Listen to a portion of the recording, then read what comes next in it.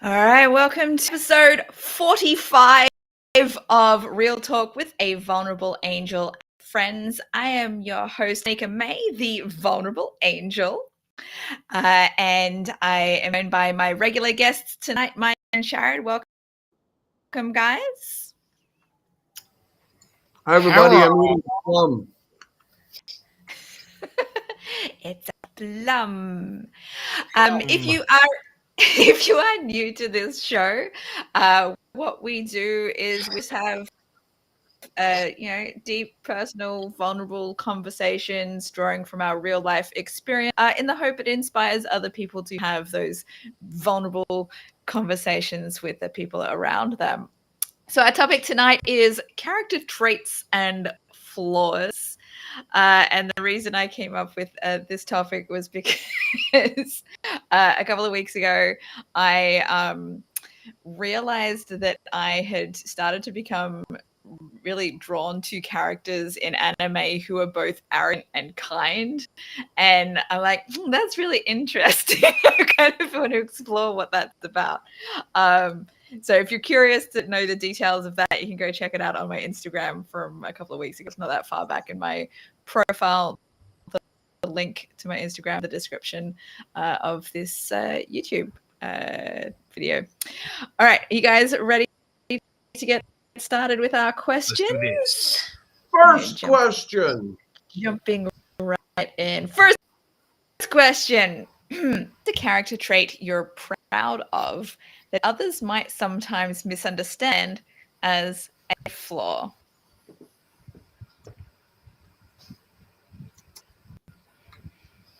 I can start. When I was in Savannah, Georgia, I was working as a film and TV producer while I was a student.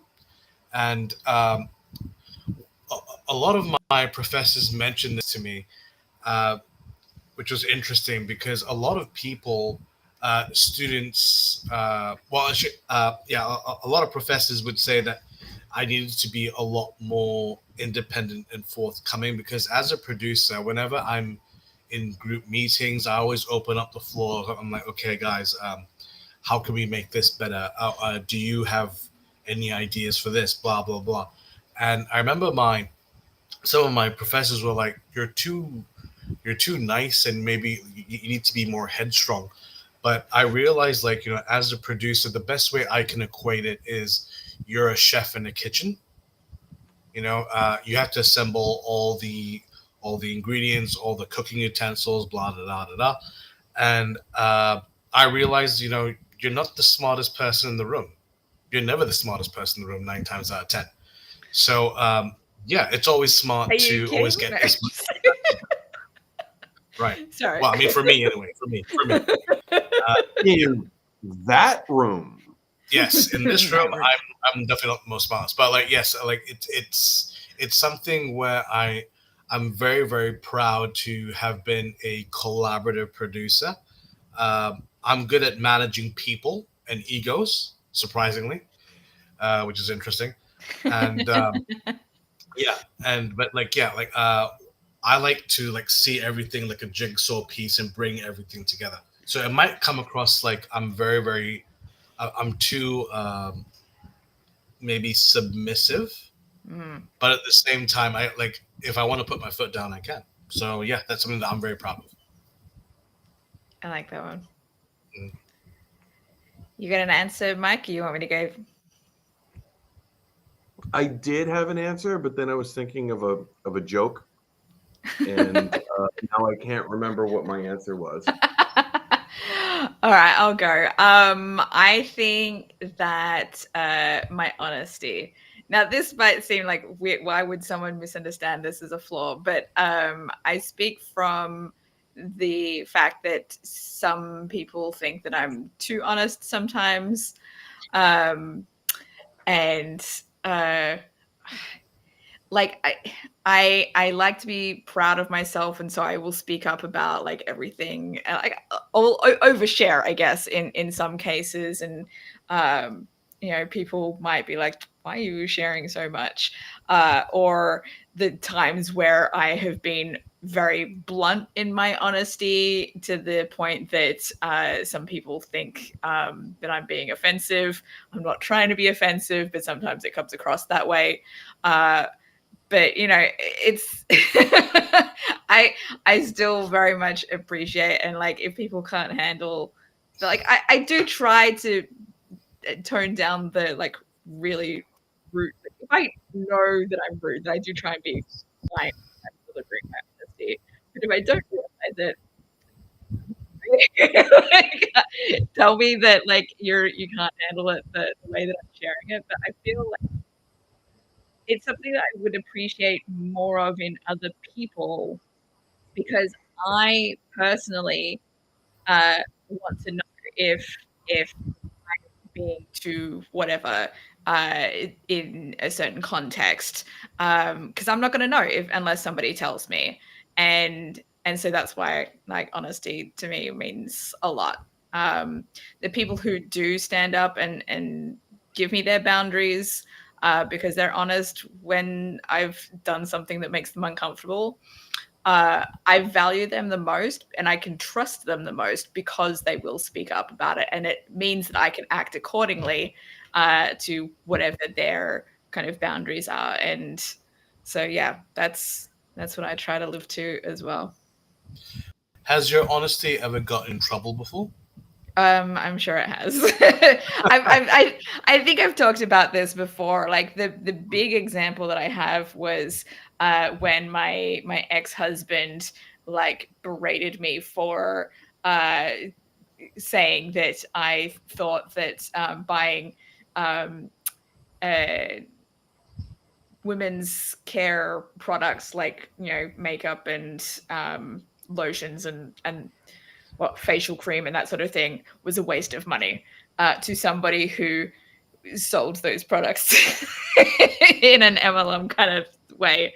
And yeah, so my ex-husband told me that I was being rude. The person who was selling the products didn't say anything to me, so I have no idea what her feelings were about it. But my ex-husband held that over my head for years, even when I like comprehended what he was saying and like, oh, okay, maybe I need to phrase things a bit differently or whatever. He still like held up that up as an example of how terrible I am. And I was like, dude, that was like a decade ago. Why are you still holding that over my head? What? So it's like if you see him in the morning, you're like, oh, you look very handsome this morning. Yeah, but not handsome enough for facial cream, am I? No, not like that. Just like whenever we had gotten into arguments and stuff, like he would say like, well, this is why I'm always right and you're wrong because of this example from 10 years ago. I was like, dude, that is so old. Why are you holding this like forever? It's crazy. I think that says more about things about him than it does about you. Oh yeah, it does. But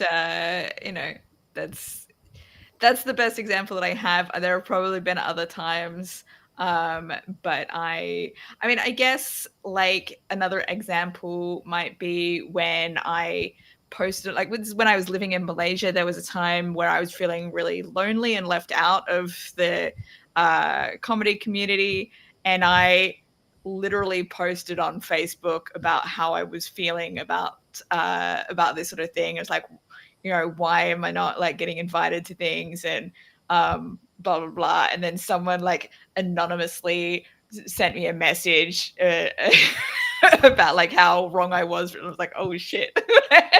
So that's another example, I suppose. I learned from it. Like, that's the thing. Like, even if it backfires on you, you still learn from it. And I still feel like it's better to be authentic about what my experiences are rather than close down and shut off from things. That's good. What about you, Yeah. Mike? I'm glad I went last on this because my initial knee-jerk reaction was I was going to say my goofiness and how much pride I take in my sense of humor and just my playful nature and stuff like that. And sometimes people misunderstand that. But having had the time to reflect on it, over the past few minutes, I think I'm gonna go with my mid-range liberal nature. Like I'm a fairly liberal person, but I'm not left-wing liberal. Mm. Some of the more extreme liberal people would uh, not that anyone has really said this directly to my face, but like there are people out there that would tell me that I'm doing it wrong, that I'm Mhm. liberally wrong, because my activism doesn't look like their activism, and the things that I care about aren't the things that they care about. And there was a recent example of this where, uh, yeah, I'll go ahead and give you, I'll provide Names. Yeah, specifics. go on. Name some I'm not names. going to call out the community. I'm not going to call out the community where this happened. But um, I was and still am building a kind of like a non-scary haunted house. Not a haunted house, but like a trick-or-treating experience for kids, Mhm. right? Um, it's in a residential neighborhood at our friend's place, and this year it was going to be themed Harry Potter, and I didn't think anything of it. Why would I? I love Harry Potter. It's a wonderful IP, and I Mhm. think you guys know where I'm going with this. Yeah. Uh, Mhm. the when Tell I us more. reached when I reached out to the local theater community to see if anyone would be willing to volunteer their time to help play a character, like an original character of their own choosing, inside of the wizarding world to help us make this like an immersive experience for kids. I was met with so much hate and venom for even conceiving such a terrible idea. What they said, a terrible idea, because of the whole J.K. Rowling anti-trans. Yeah. Uh, Oh, that's not. Yeah. and everyone came out of the woodwork just calling me terrible names and terrible things. And this was literally last weekend. Um, Dude. and I just felt so bad. And we were going to make this kind of tangentially a charity event, where all the proceeds that we raise were going to be donated to a local school where there was a fairly recent school shooting, and people died. And we thought, this is something that could bring the community together. This is something that we could do where, like, kids are just having fun. We're having fun. It'll be a really cool event. But because it was under the name of Harry Potter, we well, because I was the one who put myself out there. I didn't want to put anyone else's name on it, and drag their names through the mud. But I was just torn up one side and down the other. People making claims that I'm exploiting a local tragedy to sell more tickets to my event. It's a fucking free event. But there was Wow. trying to sell more tickets, put more money in my pocket, um, stuff like that, and just how hurtful uh, I have been because I'm hurting my trans friends in the trans community at large. And I was so beside myself. And it took me a few days to kind of recover from this. And I keep going back to like I fight I do fight for good causes. I hope that I'm a good example out in the world. But sometimes, I'm sorry, people take things too far. Yeah. And I understand J.K. Rowling is a monster. She's a monster. Her viewpoints actively hurt people, and her activism against the trans community has been truly terrible. But I, as a single entity, am not going to change her mind. Um, if I buy a piece of Harry Potter merchandise, she gets a teeny tiny little part of that. I get that. But also, this IP is so much bigger than she is. You also Um, weren't spending any like you the the house that you were making would not have given any money to her for no, so it's not like she was getting no, anything from it either. And this is the thing that no. like yeah, but I It's tricky because like it's about separating the art from the artist, isn't it? So that's a big part of it, one. But the other part of it is that if that's the line in the sand that we're going to draw, we have to draw that line everywhere.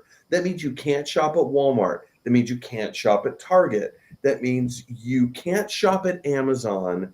That means you can't watch shows on Disney Plus. That Or means you HBO. can't watch shows on HBO. You can't watch Jimmy Kimmel, even though Jimmy Kimmel's the good guy, but he's on the bad guy network. You have to draw the line everywhere. You can't pick and choose the causes that you're going to support because they're only important to you. You Mm. have to draw the line everywhere, and and people don't. If you really wanted to be the activist that you are claiming to be, you have to live off the grid. Excuse me. yeah. And you can't be a part of society because every aspect of society is tainted in one form or another. You can't shop at Urban Outfitters. You can't wear certain types of clothing, and it's Do that good. Yeah, when you were talking about like you can't shop at Walmart, you can't shop at Target, Amazon, etc. The thing is, like, it feels very elitist to subject other people to those kinds of things because those are the most affordable places for a lot of people to shop. And when you are living paycheck to paycheck, you do not have that luxury of shopping at more expensive places.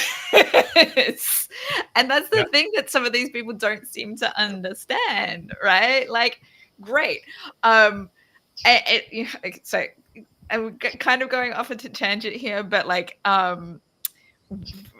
using Amazon as example, right now I have a free Prime subscription, and I used that to get 4 free months of Amazon Music, and I feel like anything that I'm doing with Amazon right now is costing them more than uh, I would be doing if I avoided them completely, right? And I don't know that other people necessarily see it that way, but like I'm gonna unsubscribe from all that stuff as soon as they like.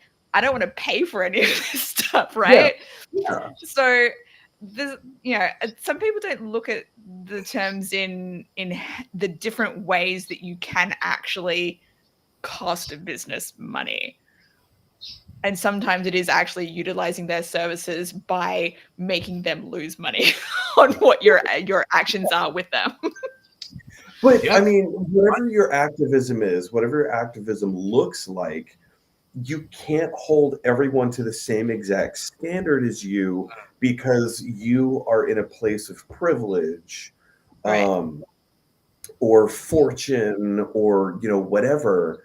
Let's. I'm going to go back to the well of Harry Potter for a second. Harry Potter is such a beloved book series, and it is. I'm sorry, but it is one of the best way to get kids to read. And reading is important. I think we can all agree that reading is important. And it's so popular. It has so overtaken the zeitgeist of the youth, and let's be honest, the adults in the world, because it's so fun. It's so imaginative, and Mm. it gets kids to read, and it gets kids to use their imaginations. And it's I a will rich world as well. I will say though that when the Harry Potter series came out, there was not a lot of other books like that for that age group of the time. These days, there is so much more. I'm just constantly learning about, different series and stuff just because my son is such a voracious reader. That he can read like 700 plus words a minute. Like it's crazy. Whoa. So he goes through books like I'm at like 25 words a minute. I'm so slow. I'm like, I wish I could read that fast. Like, how did you even take in all of the information? But he does. So like right now, like I'm constantly borrowing new books from the library for him and trying to find new things. And there's always new stuff. I don't even know how many books he's read at this point, but it's got to be in the hundreds, right? And they're all like, for his age group, and most of them have been fantasy series. So there is so much more available nowadays, and Harry Potter probably paved the way for these other ones to get more recognized as like, this is a genre to pay attention to and publish more of. Yeah. Anyway, yeah, I mean, it's very tricky because you have to separate the art from the artist, unfortunately. Because if we don't, it's like 90% of everything we consume will be tainted in one way or another. Yeah. Well, so my rule on that is this, and I look at artists like Kevin Spacey and Mel Gibson, like people like that, right? Who have made some really, truly, yes, incredible pieces of art, but their specific pieces of art are so ingrained in our cultural zeitgeist. Look at Lethal Weapon. Look at Mad Max. And the Usual Mad Max. Suspect. Usual Suspects. Yeah, like all that stuff, right? If a person's controversy has come out after, what am I trying to say? Everything that has been created up until the knowledge of this person's wrongdoing, then after the wrongdoing, after our knowledge, let's just say it comes out in, I don't know, November 2025, whatever. So next month, whatever. Everything that this person does after November 2025, I feel like it feels weird. It feels icky for me to be part of. But everything that they've made up until that point, I still have positive association with that. I love the Lethal Weapon series. I love, like you said, Usual Suspects, or even Superman Returns. Great movie. Yeah. He was a great Lex Luthor. All that kind of stuff, I still have positive association with that. Whereas if I grew up in a world where I knew how terrible J.K. Rowling was, and then I sat down to read her books, I might feel very differently about that. But that has not been my experience. So I don't know. That's my personal rule, because like I can't kowtow to every single liberal whim out there and take it to the nth degree, because I don't have that in me. Yeah, like it's very similar. Like recently, the last 2 weeks, I've been rewatching the classic Naked Gun series, and that had O.J. Simpson. You know? Yeah, I need to rewatch that too. It's so good. It's funny because I remember watching it as a teenager, and I was like, "Is that like, you know?" So that's what I'm proud of. I'm proud that I'm not as liberally reactive as some of the communities that I associate with. I feel like one of the upsides to it is that it means that you can reach other people that those more, quote unquote, more liberal people can't, because they're so gung-ho about like, oh, that's the worst, like you can't do that, that's the worst, you're a terrible person. It's like, dude, I'm just like trying to live my life. But it makes it easier to reach this. Yeah. Yeah. All right, next question. Next question. Come on, I clicked on it, right? Damn it. It's wrong with my mouse. Have you ever realized a trait you once saw as a flaw was actually one of your strengths? Do you have one? ChatGPT has come up with some very interesting questions this time. Actually, one of the questions is mine. I want to see if you guys can guess when it comes up. Ooh. So I went last time. I'm gonna go first this time. This is more a performance-based thing. So when I first started doing improv, the note that I kept getting over and over and over again wasn't that I'm funny, but it's that I'm fearless. And to me, I was like, guys, that's not a strength. That's like who? Yeah, exactly. Who cares? It doesn't matter. It's not a strength. It's just part of who I am. And the longer I've been in the improv community, I have realized how few people are fearless in terms of, well, let's try something. Let's jump out and see what happens. And like even one of my best friends, who is the reason that I got into improv, and I feel comfortable saying this because he publicly tells the story. But he says that like he would never do solo improv because it scares him too badly. And I'm like, what are you talking about? You were the best improviser I've ever met, hands down, period. And like, it's what are you talking about? And so just that fearless quality was not something that I ever wanted to accept was a strength. And so it was just like, that's not a strength. But over the years, I've gradually learned it actually kind of is something not a lot of other people possess. So Nice. Before we continue, Mike, could you explain what solo improv is? oh yeah. Sorry. No, it's good. There are the other literally viewers just- that don't know. Yeah, just improvising on stage by yourself. You don't have a scene partner. There's still other characters on stage, but you are the only performer on stage, either playing all the different characters or imaginarily keeping track of all the other characters so that you can interact with those phantom characters. So it may be in a two-person scene, it might be myself and this can of soda improvising against each other. But if it's just me on stage, then I have to imagine that there's another actor there with me, and now I have to react in a way that the audience knows what that phantom character just said to me. Would your improv be based more on what the host or the audience says, or is it something that you yourself just goes, all right, let's do this? It could be a bit of both. It's usually a bit of both. But the format that I would most often follow when doing solo improv was the interview. So I would call somebody up from the audience, talk to them for about 5 minutes, and just get to know who they are, what they like, what they do, any of their habits, any of their quirks, their family members, stuff like that.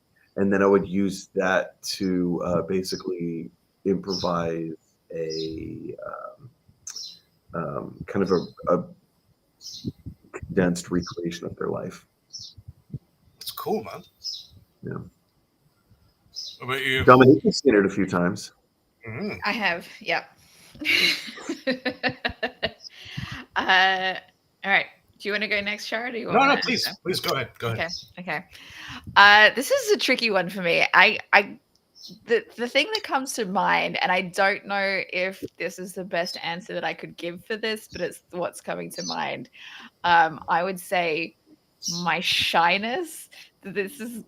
Feels weird really genuinely weird to say this, and maybe it So seems it's weird, but like podcast. you're shy. You're doing all of this stuff. Yes, but I am shy. I'm not someone who typically likes to approach new people and like strike up a conversation. It's changed a little bit in the last few months, I suppose, in when I've gone to shows. But it's still like, yeah, my brain is like going too fast. Like recently I've gone to some shows and like I've struck up conversations with random audience members who were sat at my table. But I think that has happened not purely because of me starting a thing, as like also the other people who were there. It made sense. But the reason I would say that my shyness is a strength is because it allows me to sit back and listen a lot and take in what other people share. So I get to know more about people that way because I'm not so forward with stuff. And then it also means that when I make friends, it's usually because they've approached me because they like something about me, despite my shyness or despite like whatever. They've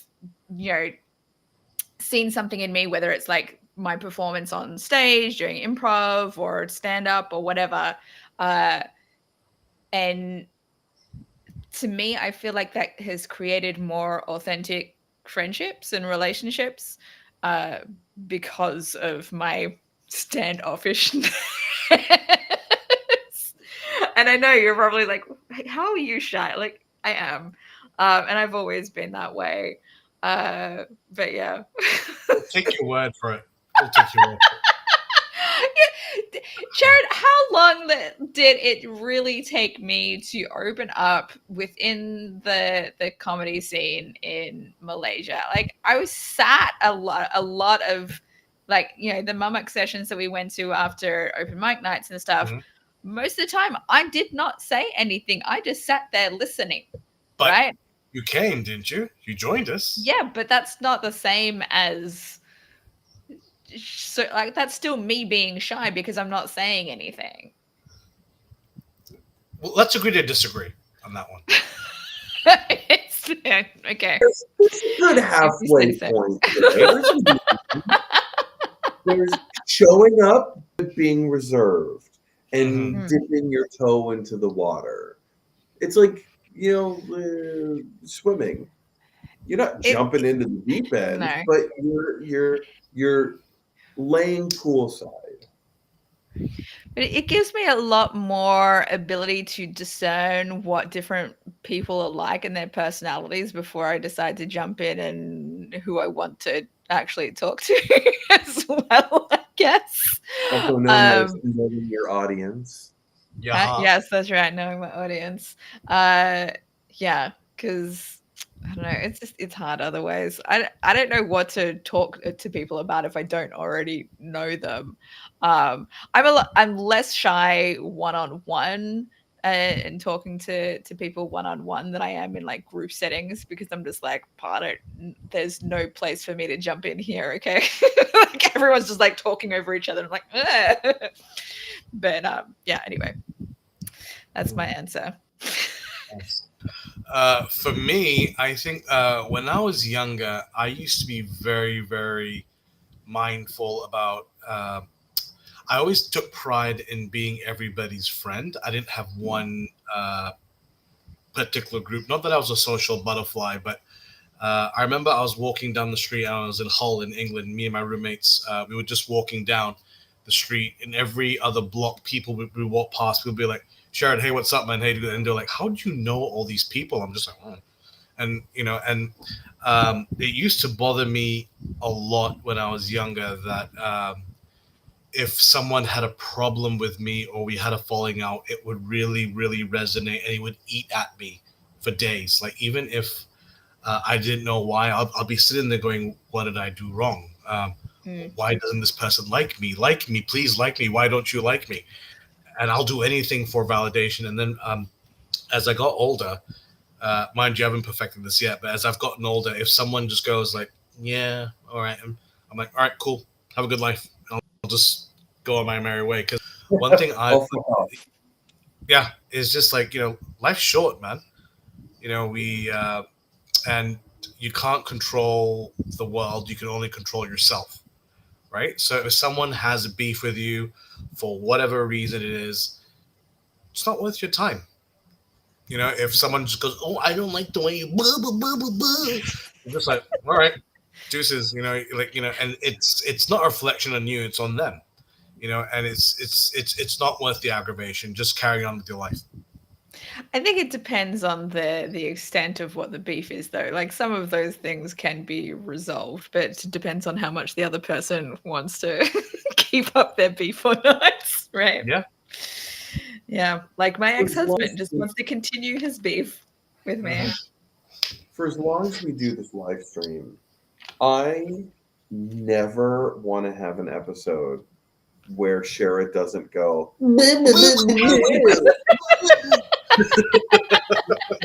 I know, I love that.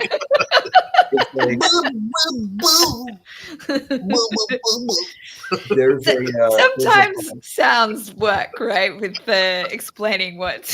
Yeah. Oh yeah.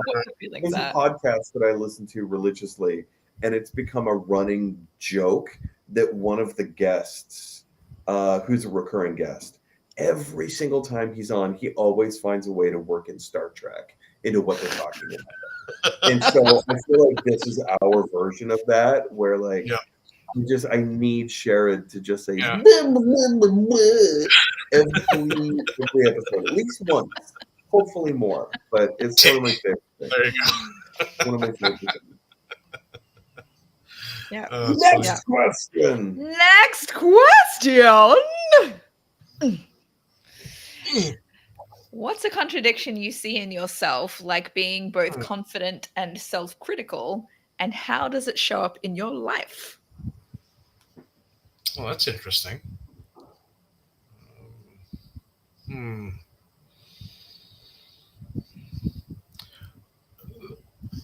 Okay, I've got one. I like to think of myself as someone who is a giver, like in the sense that I want everyone to be recognized. I want everyone to have their voices heard, and I want to be a collaborator. But sometimes I can't help but feel a bit selfish as well. I have that little, it's like that little kind of guy in the back of your shoulder just going, "You can do this," and I'm just like, "Oh," and it's tricky because I know my strengths, but I'm also well aware of my weaknesses.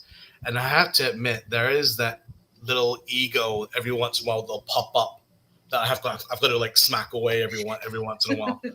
But but the good thing is it's I found having an ego is good because you know your worth, right? Yeah. And if you do have an ego, you can contribute to whatever you put yourself to.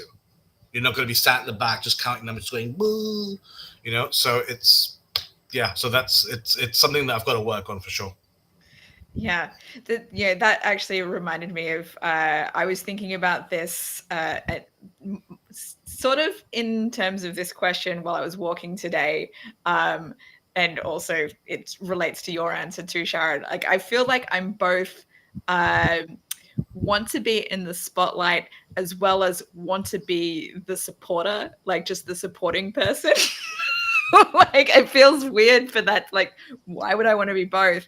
And I think this. I have another answer to this as well, but this is what was coming up for me today because I was thinking like the kind of person that I want to be in a relationship with somebody, in a romantic relationship, is like the cheerleader, the supporter. Like, and I feel like I'm more strongly want that rather than going after my own goals, especially when I don't know what the fuck it is that I want.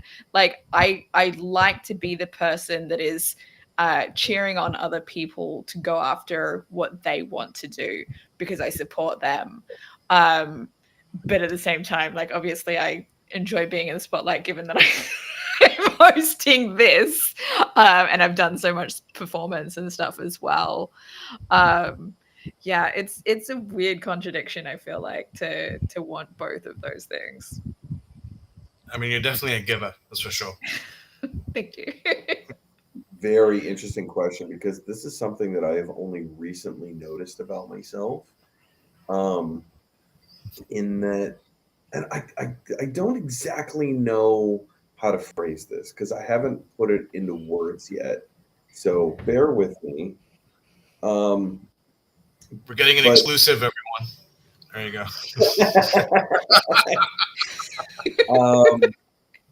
I'm both selfless and selfish simultaneously. I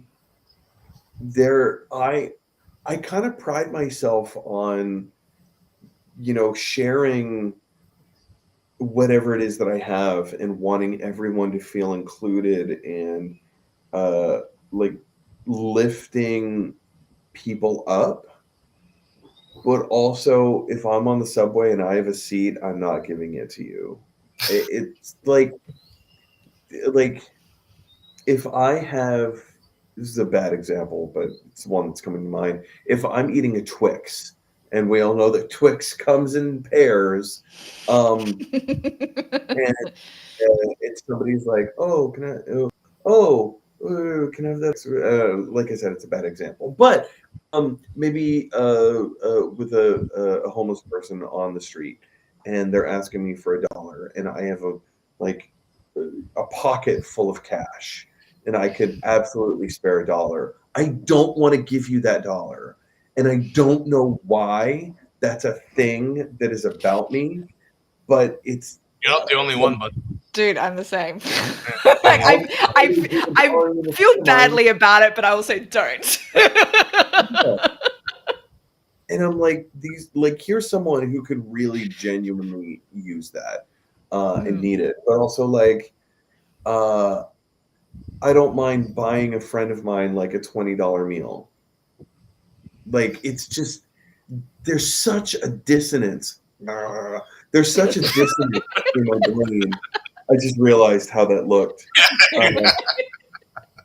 There's such a dissonance in my brain that I don't know how to reconcile it. I don't know if it needs reconciling, but it is absolutely something about me that I take notice of, that I don't love, but I also don't care enough to change anything.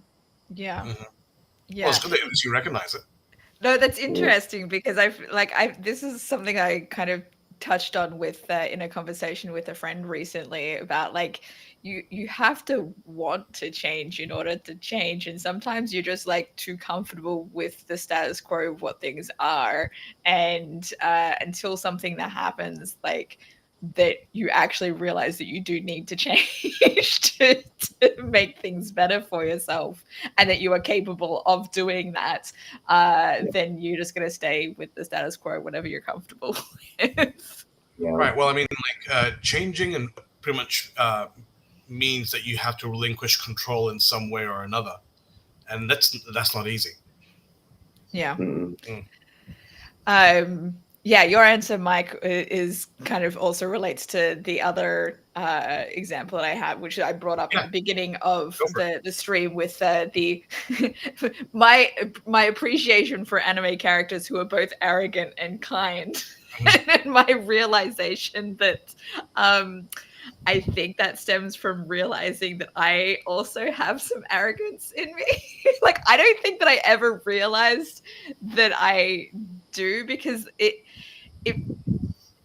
until you see it reflected in other characters that it is possible to be both arrogant and kind, they don't seem like that there are traits that can work together, because the idea of if you're arrogant, you're so egocentric that you don't think about other people and blah blah blah, which is a contradiction with kindness. But I was thinking about how arrogance is more than just self-confidence, right? Because you can be self-confident and then not tell everybody about Arrogant is more like vocal, like, oh, of course I'm the best. Like at whatever it is that you are. And I do feel like I'm a lot more vocal about, certain things. I'm like, I'm so sure of this thing. And like that might make me seem arrogant. But I also hold that kindness for other people as well. Like I don't hold it so far like I'm the best at everything, which means I'm better than everyone else. It's more like I'm good at this thing, and also other people are also good at this thing, or they're good at other things. It doesn't make me better than people, but it just means I don't feel like I need to be humble about what I'm good at. Yeah. So that's my other example. Yeah. I always find it weird when people are humble at things they're good at. I'm like, what are you trying to hide? Yeah. It's very sus, my guy. Well, Very sus. I've tried to be like that because I have gotten told off for it, like for bragging, quote unquote bragging, about things that I've accomplished. Like, why are you telling everybody that you've published a book? Or like, I don't know what. Like, I'm like, was what? Like, how am I supposed to sell my book if I don't tell people that I've written a book? Like, guys, so yeah, but some people are just like, I think because if they themselves haven't accomplished like much of anything, that they don't want to hear about other people's accomplishments, and they feel like envious or whatever, and so they try to drag other people down for it.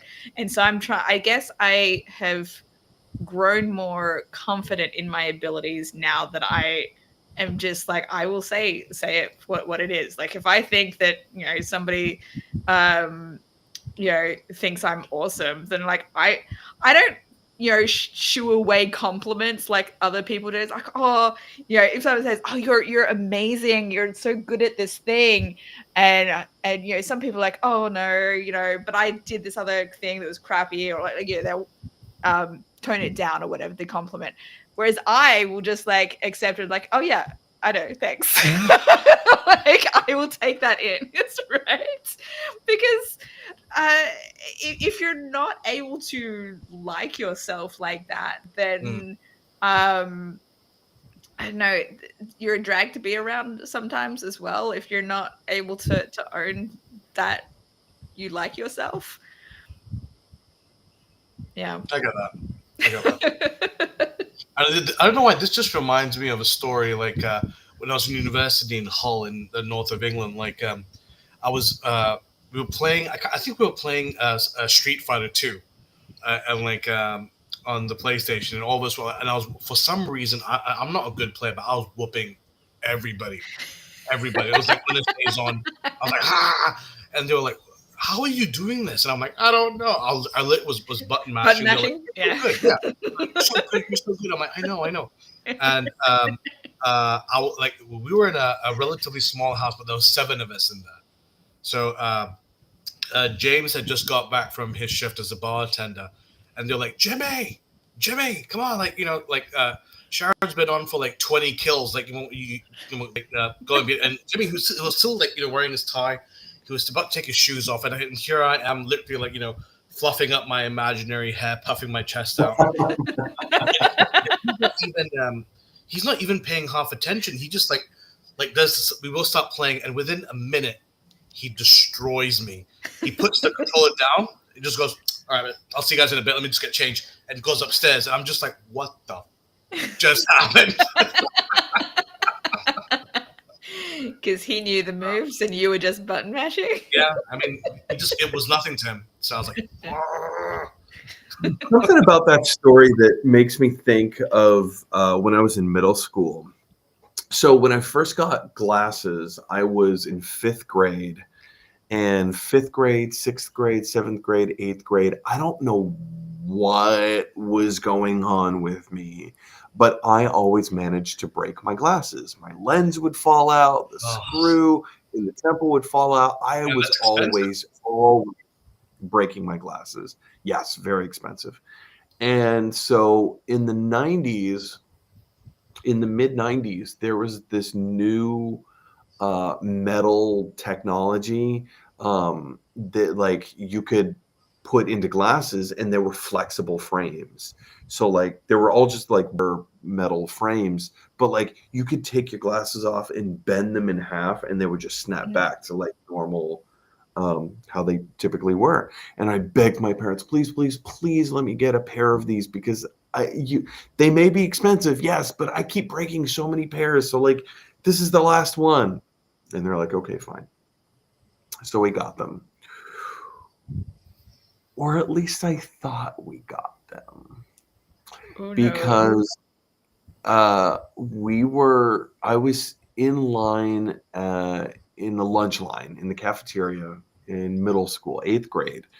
And there were these two kids standing behind me, and they were just making fun of me.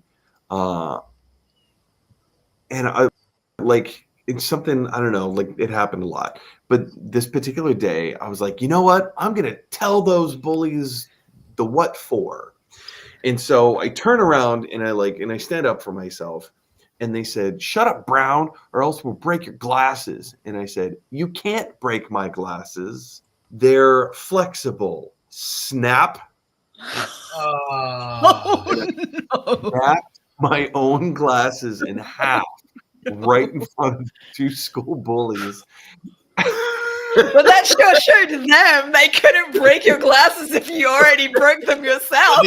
They're just like, dude, you're hardcore. We would just kind of like make fun of you. Like, And they laughed so hard.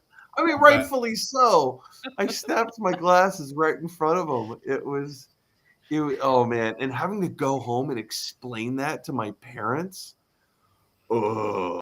You see, you should have got the actual flexible frames. You should have. Mm-hmm. Mm-hmm.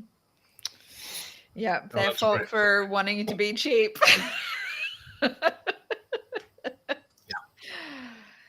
All right, well, I think we answered that question. You guys ready to move on to the next one? Let's do this. Question. Before I do, it looks like we have a couple of viewers right now. If you would like to ask us any questions on this topic, or just comment on anything that we're saying, you are free to do so. We would love to hear from our audience and interact with you as well. But now we'll move on to the next question, which is: is there a flaw you find grating in others that is also a projection of something you don't like about yourself? Ooh. Is there a flaw you find grating in others that is also projection of something you don't like about yourself? So is there something that other people do that you hate, but you also catch yourself doing it? Yeah. Yes. Pretty much, yeah. I mean, stuff with my dad all the time. Just you know how like the more familiar you are with the person, you become very well acquainted with their idiosyncrasies, and then you're like, oh, stop it, and then you grow up and you find that you do that yourself, and you're like, oh. You become what you hate.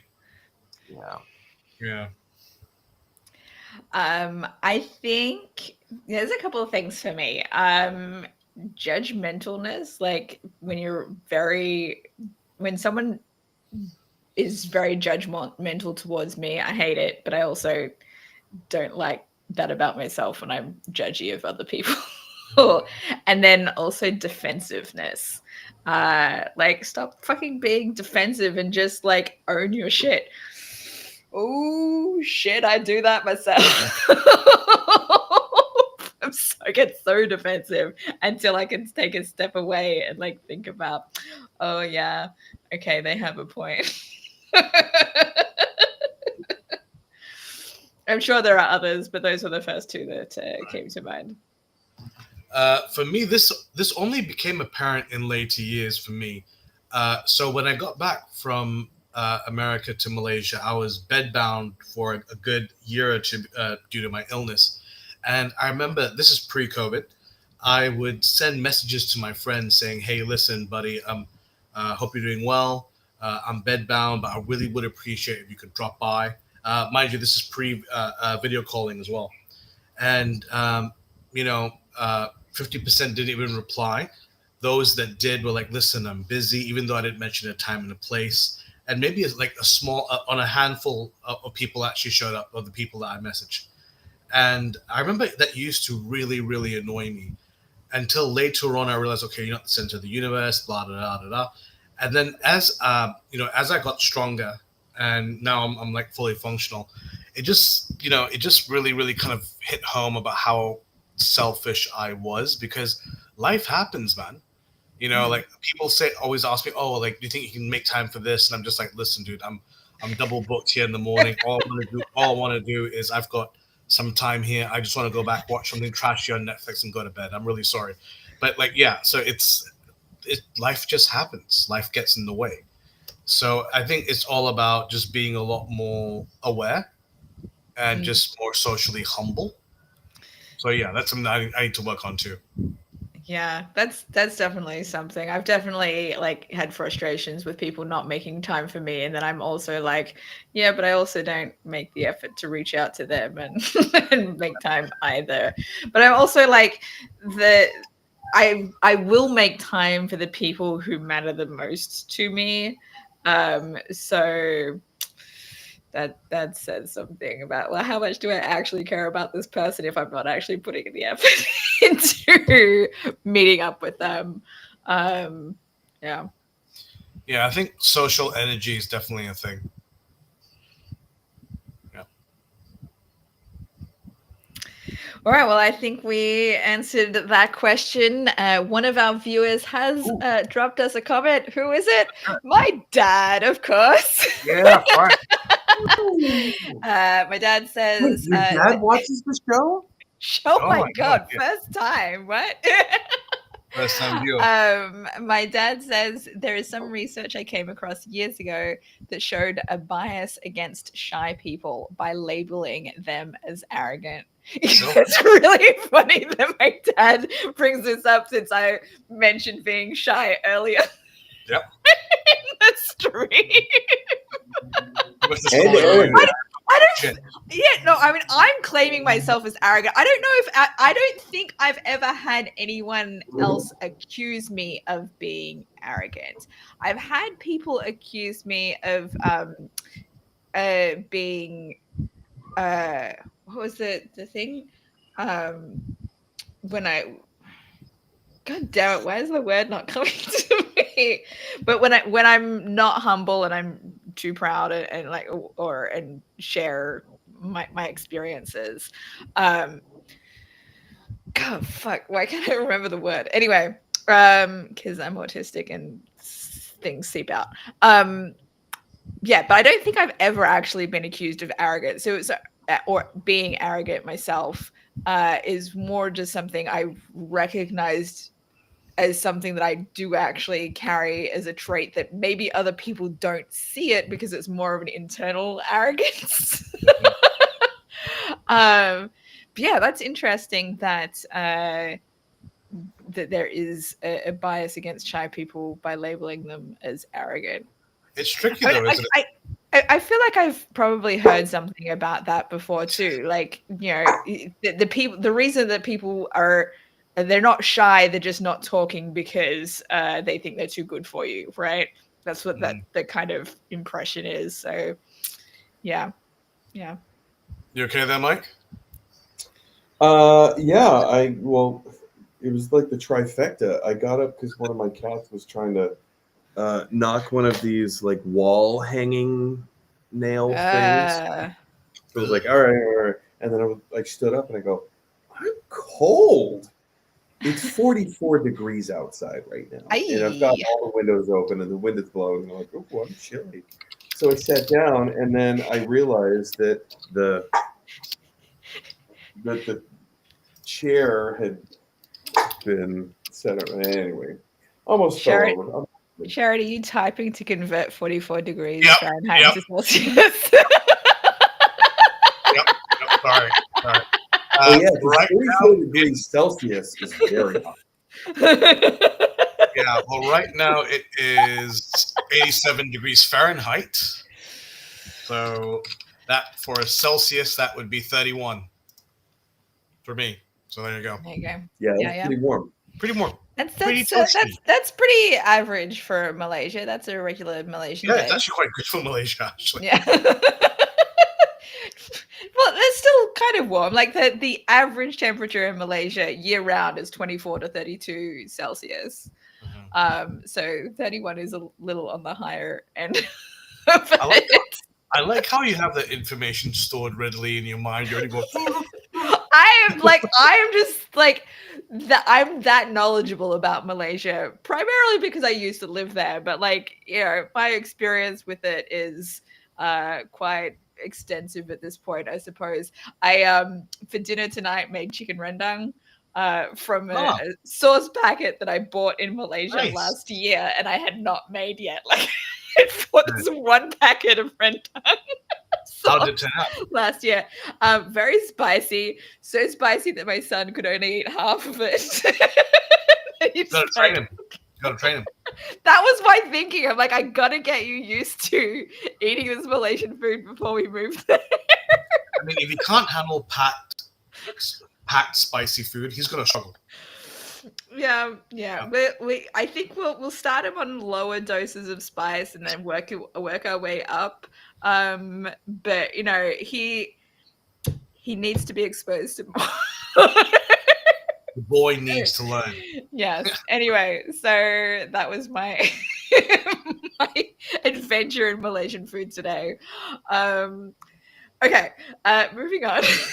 And my dad has a continued. My dad says, this question is my point about mirroring. We are triggered by other people we don't like because they reflect back our own dislikes. Good self-reflection grows us. Yeah. I keep reading about how romantic relationships, when you're really in the thick of it, they're going to be the most triggering relationships because they reflect back the places where you need to grow. And some people are not ready for growth, and so they will duck the fuck out of that relationship instead of facing what they need to face in themselves to become better people and better for that relationship. But yeah, it's hard sometimes.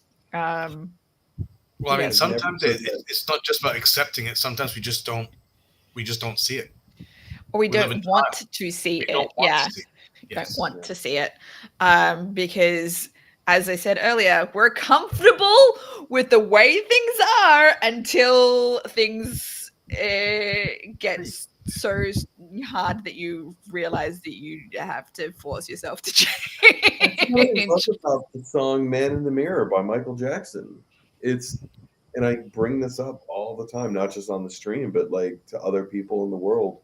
I'm staring at the man in the mirror. I'm asking him to make a change. No question could have been any clearer. If you want to make the world a better place, better take a look at yourself and then make a change. Na na na na na na na.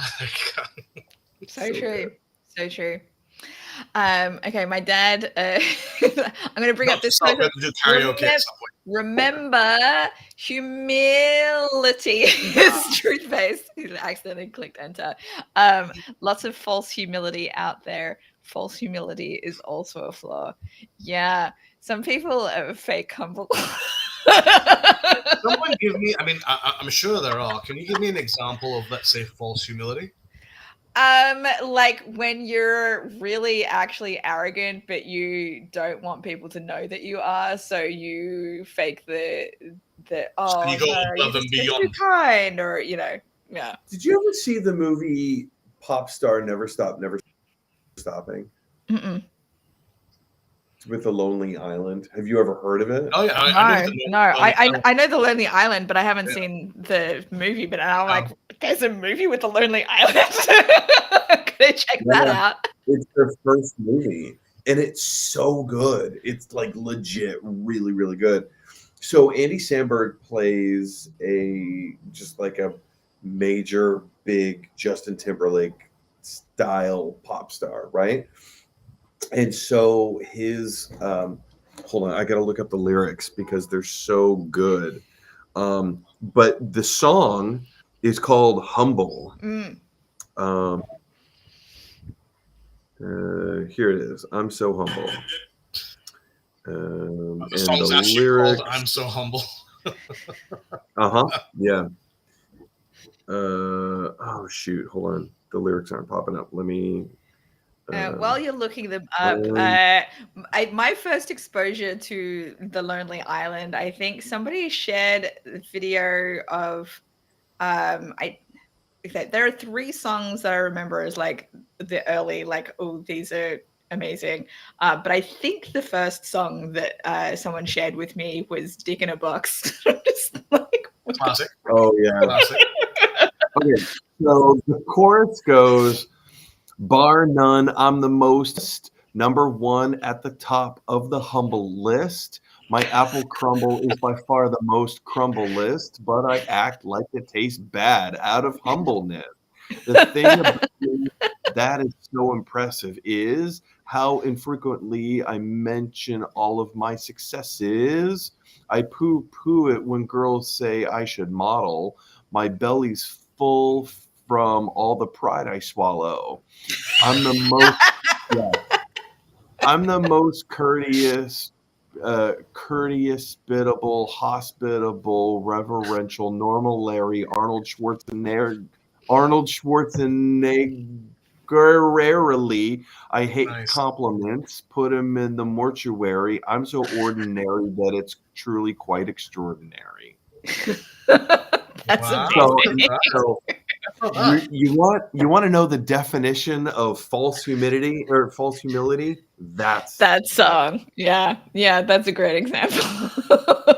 I need to check out this movie. That sounds Yeah, amazing. me too. really Me good. too. It's really funny. All right. Next question. Where are we up to? Next question. This one. How do you respond when someone points out a flaw you already know you have?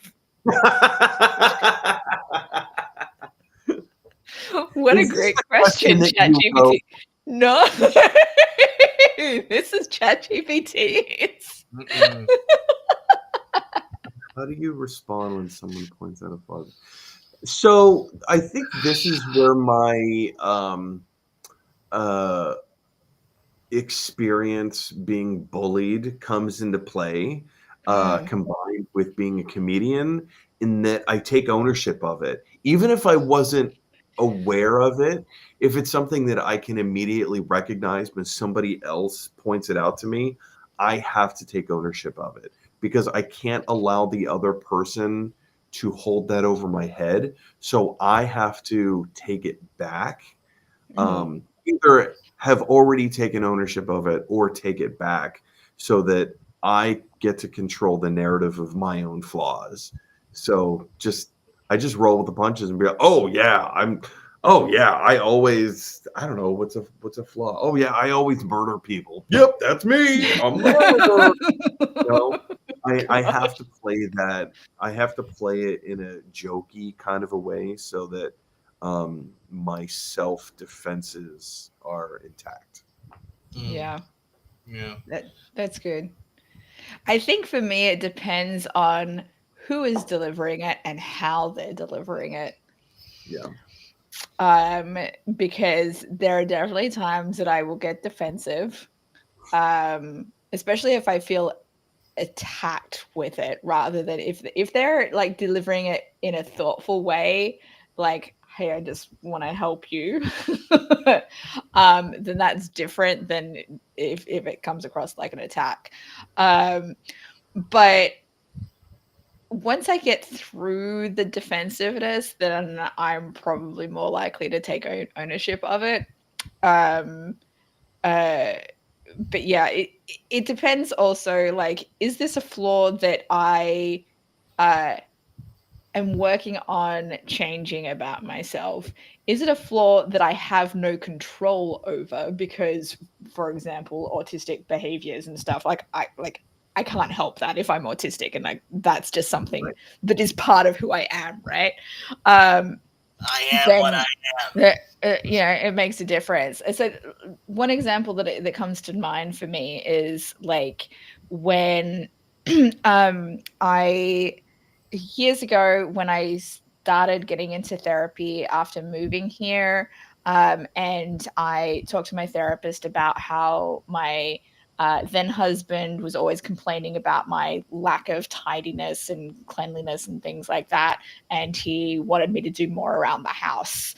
And my therapist was like, okay, so it seems to be hurting you, but did you know, like, this stuff that other people say to you can't hurt you unless you also believe that they are correct in what they're saying. And I was like, light bulb, like, oh my God, that means that I also think that I should be doing more in this, like, because it's getting to me so much. But that also flipped things on its head for me. Is like, okay, so if somebody says something to me that is hurtful, if I don't actually believe it, then I don't have to be hurt by what they say. So, yeah, it's interesting. It was an interesting kind of thing for me. And I shared this online on Facebook about this whole thing. And some people got very defensive about it as well. I was like, oh, but some people say hurtful things that you don't believe also, but they're still hurtful. And I'm like, okay, I like I can't Yeah. look at the context, overall context of the thing. Like, obviously, if somebody is calling you stupid and you don't believe it and it's still hurtful, then yes, but like, you also can take ownership of like, do you actually believe that you're stupid? Does their opinion of you actually matter? Maybe you can just let it go and walk out of their lives, like, So I don't know. Like for me, this is instantly. I've got a specific memory for this. So I want to say I was 16, and for school we had this thing called Model United Nations, where we'd all pretend to be members of the UN, and we were in Russia at the time. So this was a big thing. wow. And we were in St. Petersburg and then Moscow. It was an amazing experience. And I don't know why I still remember this, and it still irritates me. Basically, one of the girls who is part of our school with our team came up to me, and mind you, as a 16-year-old, I was very very obnoxious, a lot more raucous than I am now, and I don't know what prompted her. Like we were in the hotel in the lobby, about ready to go to the UN building, the conference building, sorry. And she just went up to me. She's like, "Sharon, you're an ass." Just out of nowhere, just went, "You're an ass," in front of everyone. And for some reason, I just remember everyone just turned and looked at me, and for some reason, I I actually physically thought, okay, if I'm an ass, I just went, oh, really? Oh, I'm an ass. I'm like, oh. And everyone just went, all the guys just burst out laughing. All the girls were like, what the hell? I'm like, oh, Jane, thank you. Oh. And strangers were like looking at, people were checking into the hotel and they were like, what is going on? And I remember like Mrs. Ludeman, my teacher, went, stop it. And I was like, oh, but I'm an ass, miss. Oh. It's so stupid. And I still remember that. Good way to handle being caught out like that. I mean, what did she expect was gonna happen? Exactly. I was just being a jerk as I was, and she was like, "Sharon, you're an ass." And I'm like, "Oh, am I, Jane? Oh," and I just started going crazy. Why even go through the effort of saying someone who is an ass that they're being an ass? Yeah. Like, you think this person doesn't know that? Yeah. Right. Well, they might not know that, but they're not going to do anything about it, even if you tell them. Screw you, Jane, and like, yeah, screw her. That's really funny. That's true. So I love that. I wish I had some more fun stories like that. Like, I don't know. All right, back to our audience comments. Yes, please. My dad says there is also some research showing the quiet children are too easily labeled shy when it is just a stage. Interesting. Mm, Dad, This- do you okay. feel like that was the case for me? Labeled shy too early. There's always like this, and I'm going to call it a stigma. I don't know if it is a stigma, but like for kids in high school, there's always like the shy kid or like the shy girl or the shy guy. And then when they get to college, you find out like how freaky deaky they are. It's always the quiet ones. It's the quiet ones. It's always Yeah. the quiet ones. The quiet Yeah. ones. So Yep. I will agree with that statement. Sometimes it's just a stage. Yep. All right. My dad also says back on false humility is also unwilling to accept others' true compliments. Yeah. Yeah. If you're being falsely humble, and yeah, I guess there are definitely people who are actually so humble that they refuse to accept true compliments. But I think it's more of a self-confidence issue than it is about humility, right? It's been my experience. Yeah. Whereas I think it probably depends on the compliment. There probably have been times that it's been hard for me to accept a compliment, but I am far more likely to accept a compliment than not. Because I believe most of them, despite the fact that my ex-husband tried to drill it into me that everyone was falsely complimenting me or just saying compliments just to be nice rather than actually believing what they said.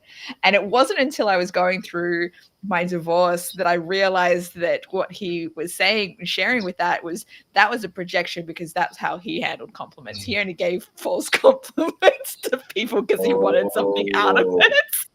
Yeah, so he assumed that everyone else only gave compliments to try and get something from the other person. I'm like, what the fuck?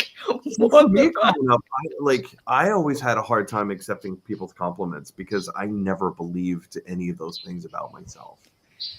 Yeah. Do you guys, either one of you, remember like the funniest compliment you've ever received? Funniest? Or the most oddest one, the weirdest one you've ever received? The one that stuck out to you? I don't know that I have really. Tell us your story and see if that jogs anything for us. Yeah. I remember we were in Bali. I remember this. It was a boys' holiday, me and my friends, and we were out and about. We bumped into another group of girls. So I think there was six of us guys. So we bumped into girls on a night out, and I was just talking. We were on the beach, and one of the girls just went. I remember she was like, "Oh my God, Sharon, you're so nice." And I remember I had a beer can and a cigarette in one hand, and I just looked over and was like, "Shut the fuck up!" And everyone just burst out laughing. So I was just like, so I thought that was quite funny. But yeah, it's just like little things like that. I know that I've received compliments from people that they meant them genuinely, with no malice at all, but the compliment itself actually turns out to be an insult. How so? They didn't. I'm having a hard time because I can't think of a specific example, but it's something like, "You're so nice." Yeah, but a more exaggerated version of that, of like, you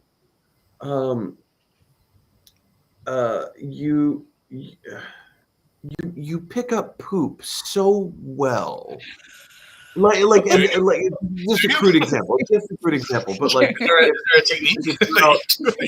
like walking a dog, and somebody, and your dog does its business, and you bend over to pick it up. Somebody like, wow, you really pick up poop really nicely. That kind of like, what? Like, why would you compliment on this thing? What are you talking about? Like, I've been on the receiving end of just weird stuff like that. But I can't think of one off the top of my head. Maybe just a really good technique. Who knows? I thought of an example. This may be, I don't remember how you phrased the question, the funniest compliment. This is maybe not funny so much as like weird and like, what the fuck? And I don't think I really thought about how somewhat derogatory it was at the time, until in hindsight, I'm like, that's kind of racist. All right, this is gonna be good. Let's hear it. Let's hear it. Tell us about how wonderful person. Early on in my relationship with my ex-husband, he complimented, like, he was like, I love how white your legs are. Okay. Something like that. Like, it was complimenting my whiteness. I'm just like, what the fuck? But like his previous partner, who he'd been with the longest, was an Indian Malaysian woman. So clearly he was doing a comparison with her. And I'm like, that's like, it's like that, eventually having that realization, like, yeah, that's kind of racist to be like, great, I'm with a white person instead of an Indian. It's like, he likes what he likes. You just jogged a memory from one of those same exact compliment type thing. At Lucky's Bar, I was working with this woman, and she looks at me, and because I've got a little, it's hard to see through the internet, but I've got a little bit of gray going on right here. You got the Reed Richards going on. Yeah. And she looks at me and she goes, "You look really good with gray in your hair." Like something like that. That's nice. Like, totally unprompted. We weren't talking about it. Like, it was just, we're just standing around. Nobody's saying anything. And she goes, You wear gray hair very well. And I'm like, what? Screw you, Susan. Just What? Okay. Thanks, I guess. You walk over to the bouncer and you're like, listen to this bitch, right? Are there any compliments that you have received so much that it's hard, like you can not believe them now because so many people have said the same thing to you? Did I look like Seth Rogen?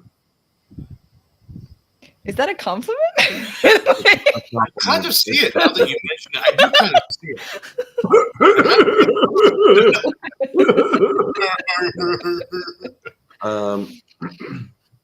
I don't know. Let me think about that. I'll give you an example for me. Like, people who have read my writing constantly compliment me on my dialogue, and I'm like, yeah, I know, I write great dialogue. And yeah, so that's one of my good examples. There you go. The exact opposite of you. The exact opposite. Sharon, you've read my dialogue in my memoir. Did you think it was good dialogue? It was. I was riveted. This is one of my advantages. The reason I think that I write good dialogue is because of that aforementioned shyness and the fact that I listen a lot to other people. That means that I know how to write conversations because I listen and take in conversations so well. Active listening 101. There you go.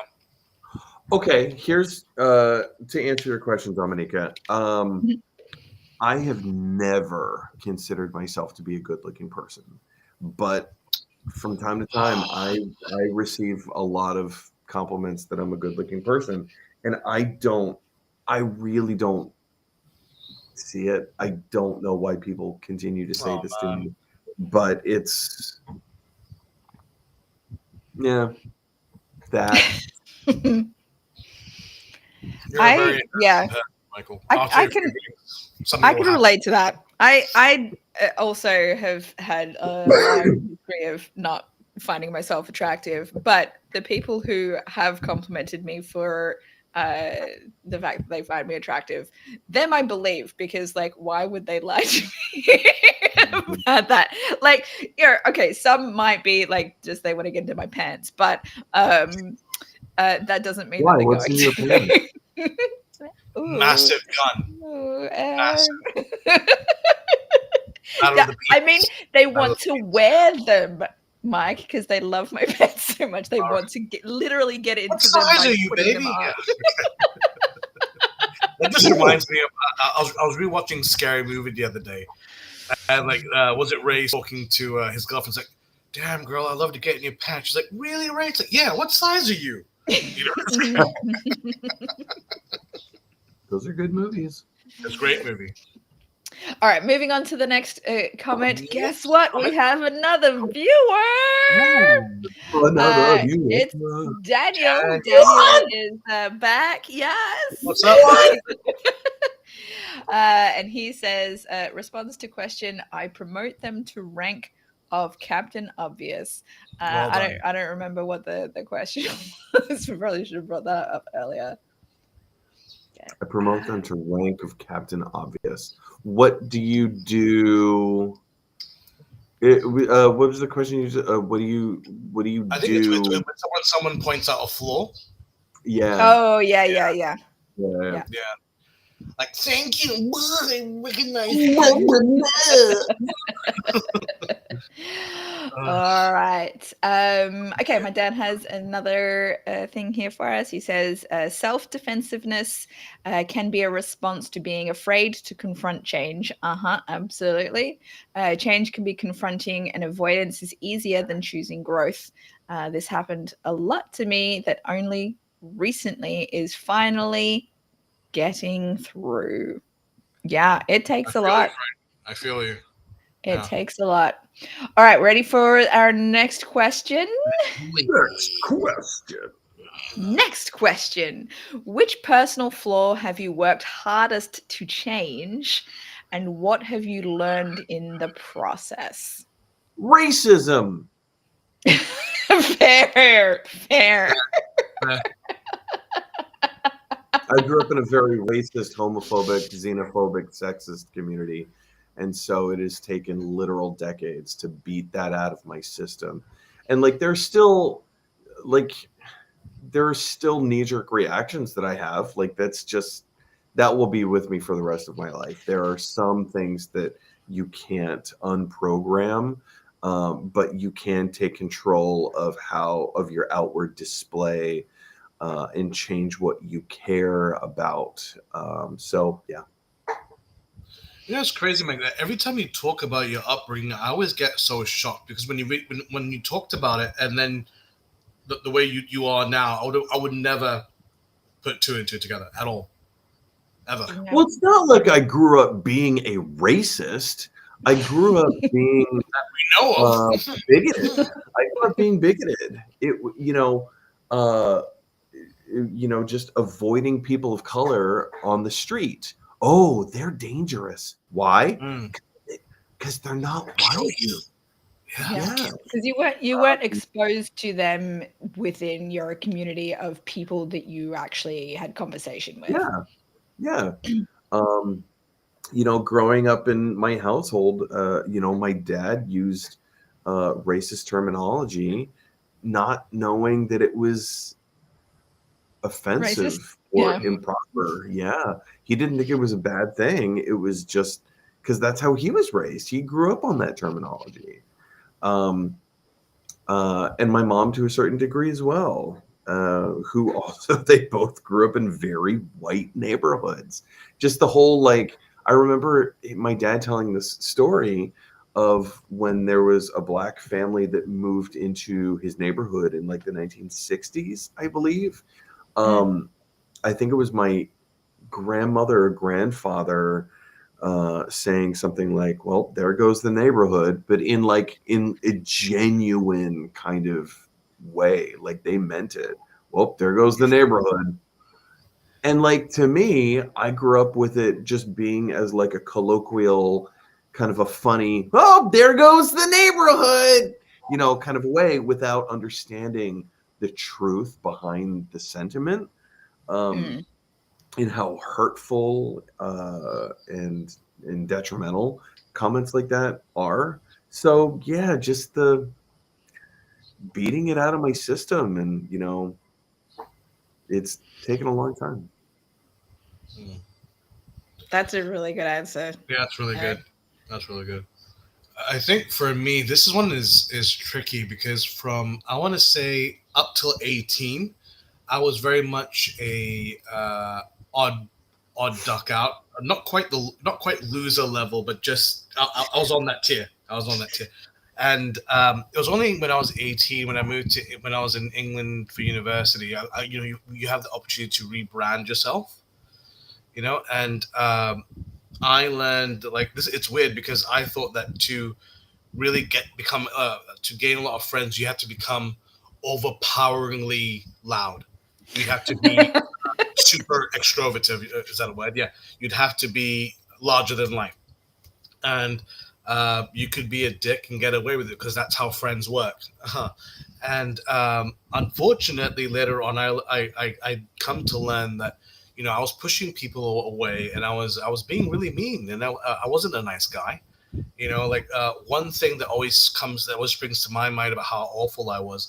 A friend of mine, Drew, invited me to his home in Surrey, like near London, and let me stay with his family. And we were on a night out, me, him, and his sister, and some of his friends. And they're like, "So what's Drew boy over here like a uni?" And I was like, "Oh, he doesn't really go out much. He just plays video games. I've got to like drag him out every time." And I remember like his sister leaned over, looked over and was like, "Drew, are you a loser?" And I remember, and I'll never forget this. Drew had a pint in his hand, and he literally you could see him shrink and look down. And the minute I saw that, I was like, "Wow, I am a dick." And I remember the rest of the following day. I didn't do it that day, but the next day onwards, I was just super apologetic to him. I was like, "Listen, I was way out of line." And ever since then, I'm just like, I never want to be that person again, ever, ever. Not to say that it works, but I try not to. You could have reacted by going, "I'm a dick. I'm a dick."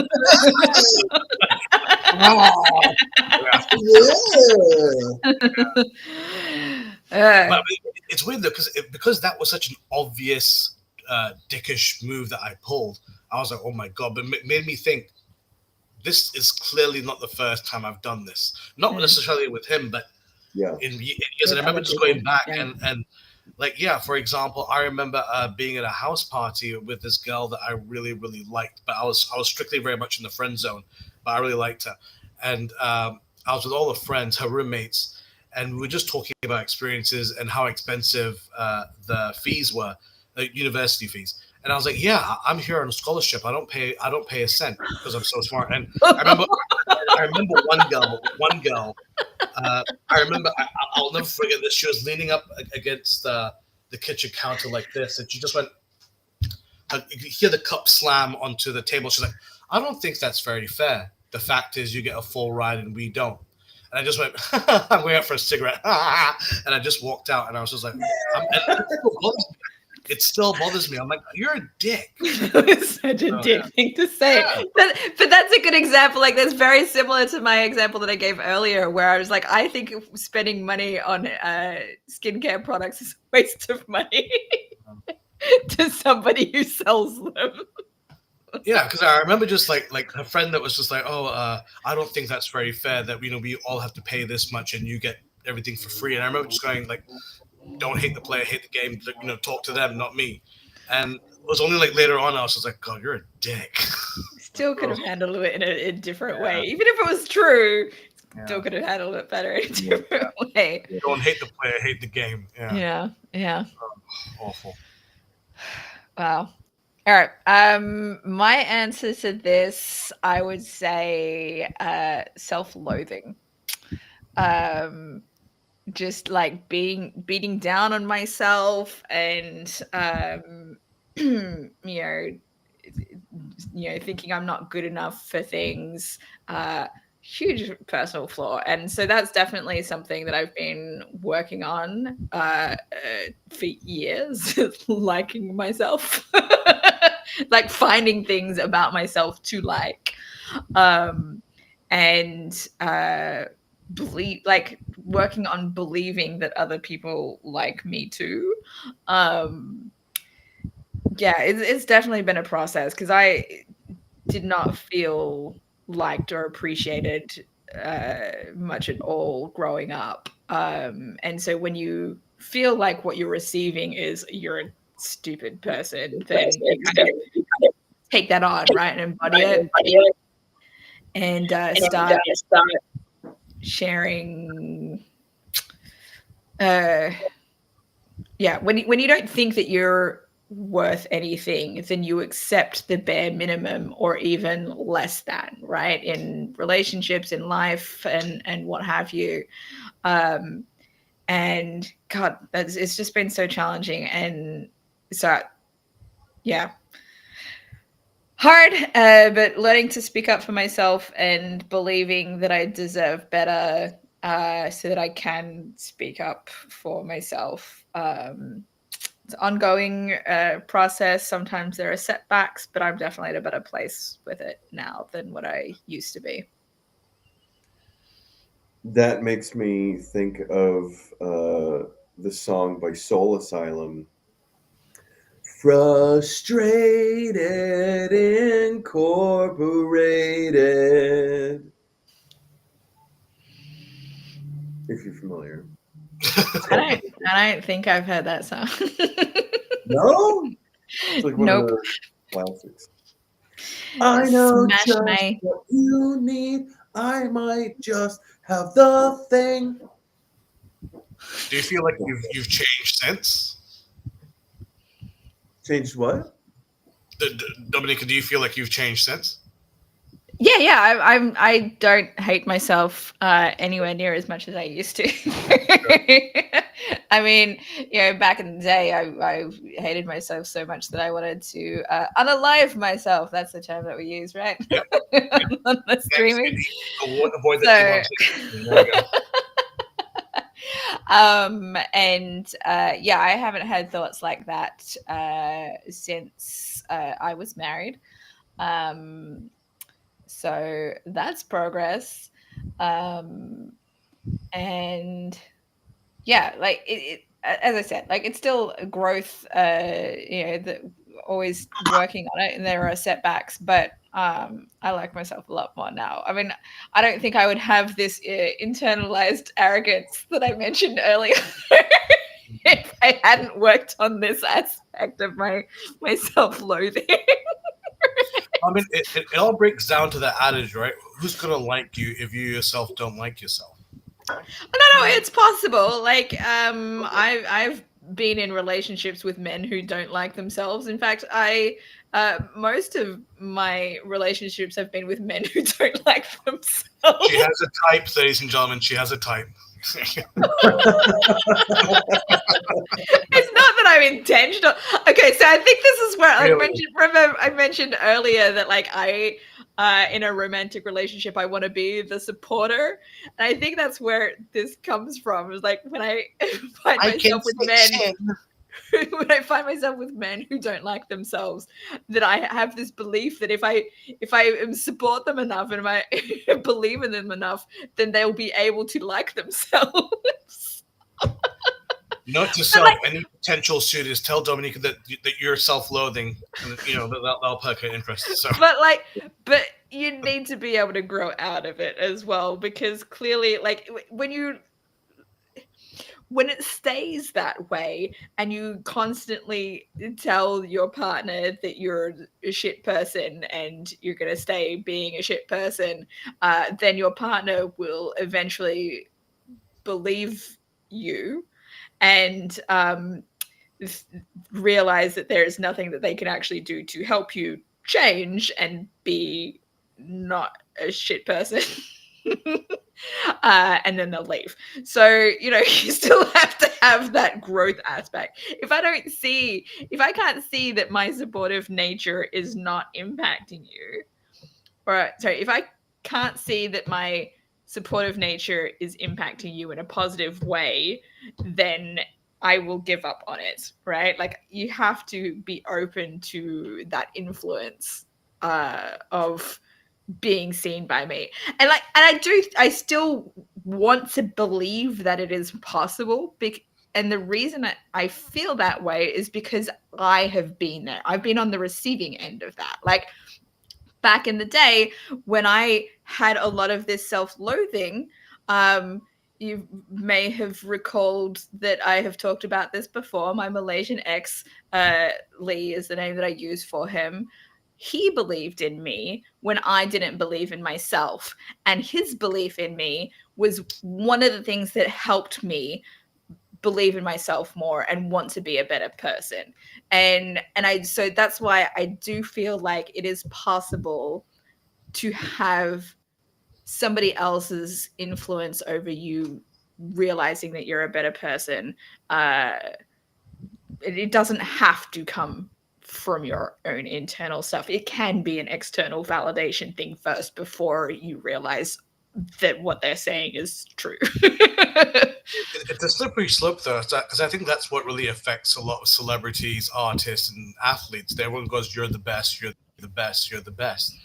After a while, it just goes to your head. I remember, I was in school, and my teacher told me the story about this. I can't give you specifics, but I just remember the story about an ancient about this king who had a jester in his court, and this jester had one job. He would like lean up against the side of his ear and just going, "You're just a man. You're just a man. You're just a man." That's literally his only job, just to remind the king that I'm not a god king. So yeah, it's interesting. Yeah. Next question. What about next comment? Ooh. Next comment. Where are we up to? My dad was responding to my question. He says, I am not sure if you're shy, Dom, or mislabeled. It sometimes shows up in personality tests. Question: Are there any personality tests you guys can recommend that we try? That might be fun. Yeah, maybe we should do a personality test sometime. That might be an interesting episode. I haven't done one of those since those BuzzFeed things back in the day. So I have some thoughts that I will share off stream with you guys afterwards. It's not something that I want to reveal on stream about this topic, but yeah, that could be an interesting thing to try sometime. My dad's next comment says, my biggest effort is my willingness to judge, label, and scapegoat others when the only one I can change is me. I see this pattern in everyone. I want to make others think and be like me. Continued. All right, let's see the next comment. A lot of dividedness in the world is willingness to accept one's own flaws. There is a lack of seeing the world doesn't revolve around me. Yeah. I'm going to bring up the first part again because yes. I think this is a flaw that almost everyone in the world has.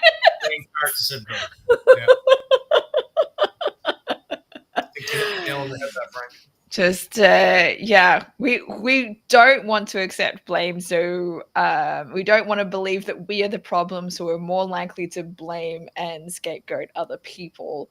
I actually sometimes have the opposite problem though. Like there are times that I am more likely to accept blame even when I know I'm not the solely responsible person to blame for something. Like for example, when Lee and I first split up and he ghosted me, back in 2014, I took all of the blame. I was like, it's all my fault that this happened, and what are the things that I can do to change to be a better person, because I don't like this about myself, I don't like that about myself. And yeah, I took on a lot of responsibility. I did the same thing in my marriage. It was one of the reasons that I stayed as long as I did, because I took so much responsibility for, what was wrong. And I was like, well, I guess I need to be doing something to fix this. But I mean, isn't that also a very mature thing to kind of see? Obviously, we can't control other people, so we can look inward and see how could I have changed this. I think that's very mature.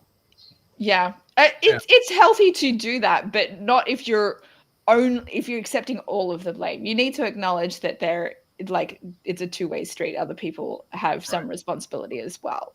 As you said, like let's say if two friends have a falling out, and you're automatically just going, oh well, he said this or she said that, then they couldn't meet me halfway in the middle, then you're stuck. Yeah. So yeah. All right, next comment from my dad. He says, all right, that's I already put that one up. You, Dom, are partly describing your mom's relationship to my self-loathing. Oh, the part where when you hate yourself so much that you're not willing to change. And yeah, that makes sense. Wow. All right, we have one more question. One more question. One more question, and then you guys can tell me which one do you think that I wrote. All right, last question is there a trait you admire in others but find difficult to embrace in yourself, and why do you think that is? Tricky. I'll hold that thought. I'll be right with you. No worries. He has to go pee. Babies. Yes. Hold that thought. I'll be right with you. Oh shit! You fuck you.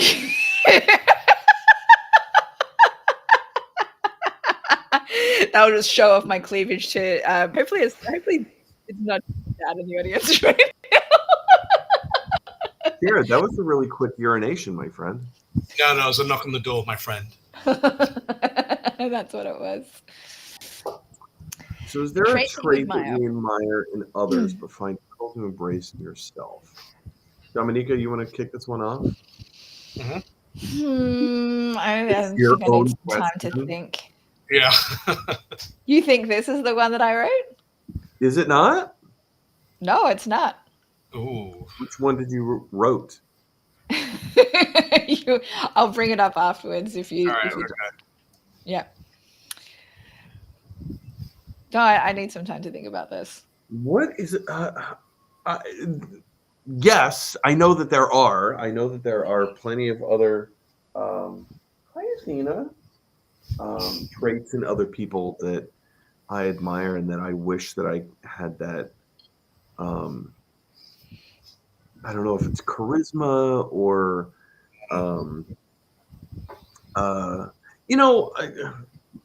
while I'm brainstorming, I don't know if this is the de facto one, but other people's ability to really connect with people. I feel like that used to be my superpower.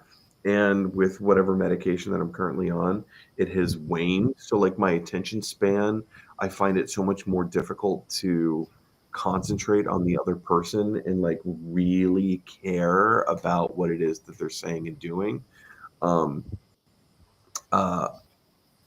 Yeah, I don't know if that answers the spirit of the question, but for now, I know.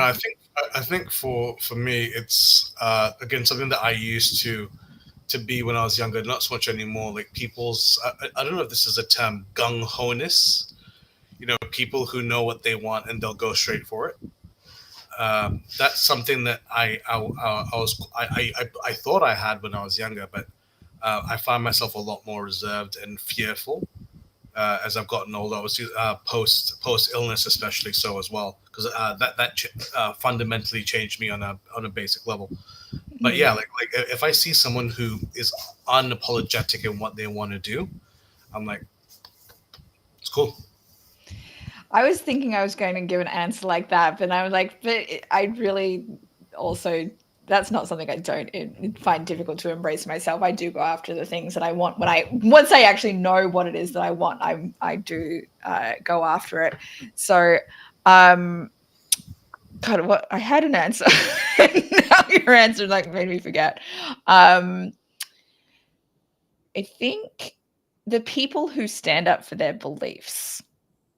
I think that's something that like like Mike was saying, like about his experience with not being liberal enough for some liberals. I don't go to protests, but I really admire the people that do. And Yes. but it's not something that I've been able to do. Like, my excuse that I give to myself. I don't think it's something that I've really shared with very many people, but and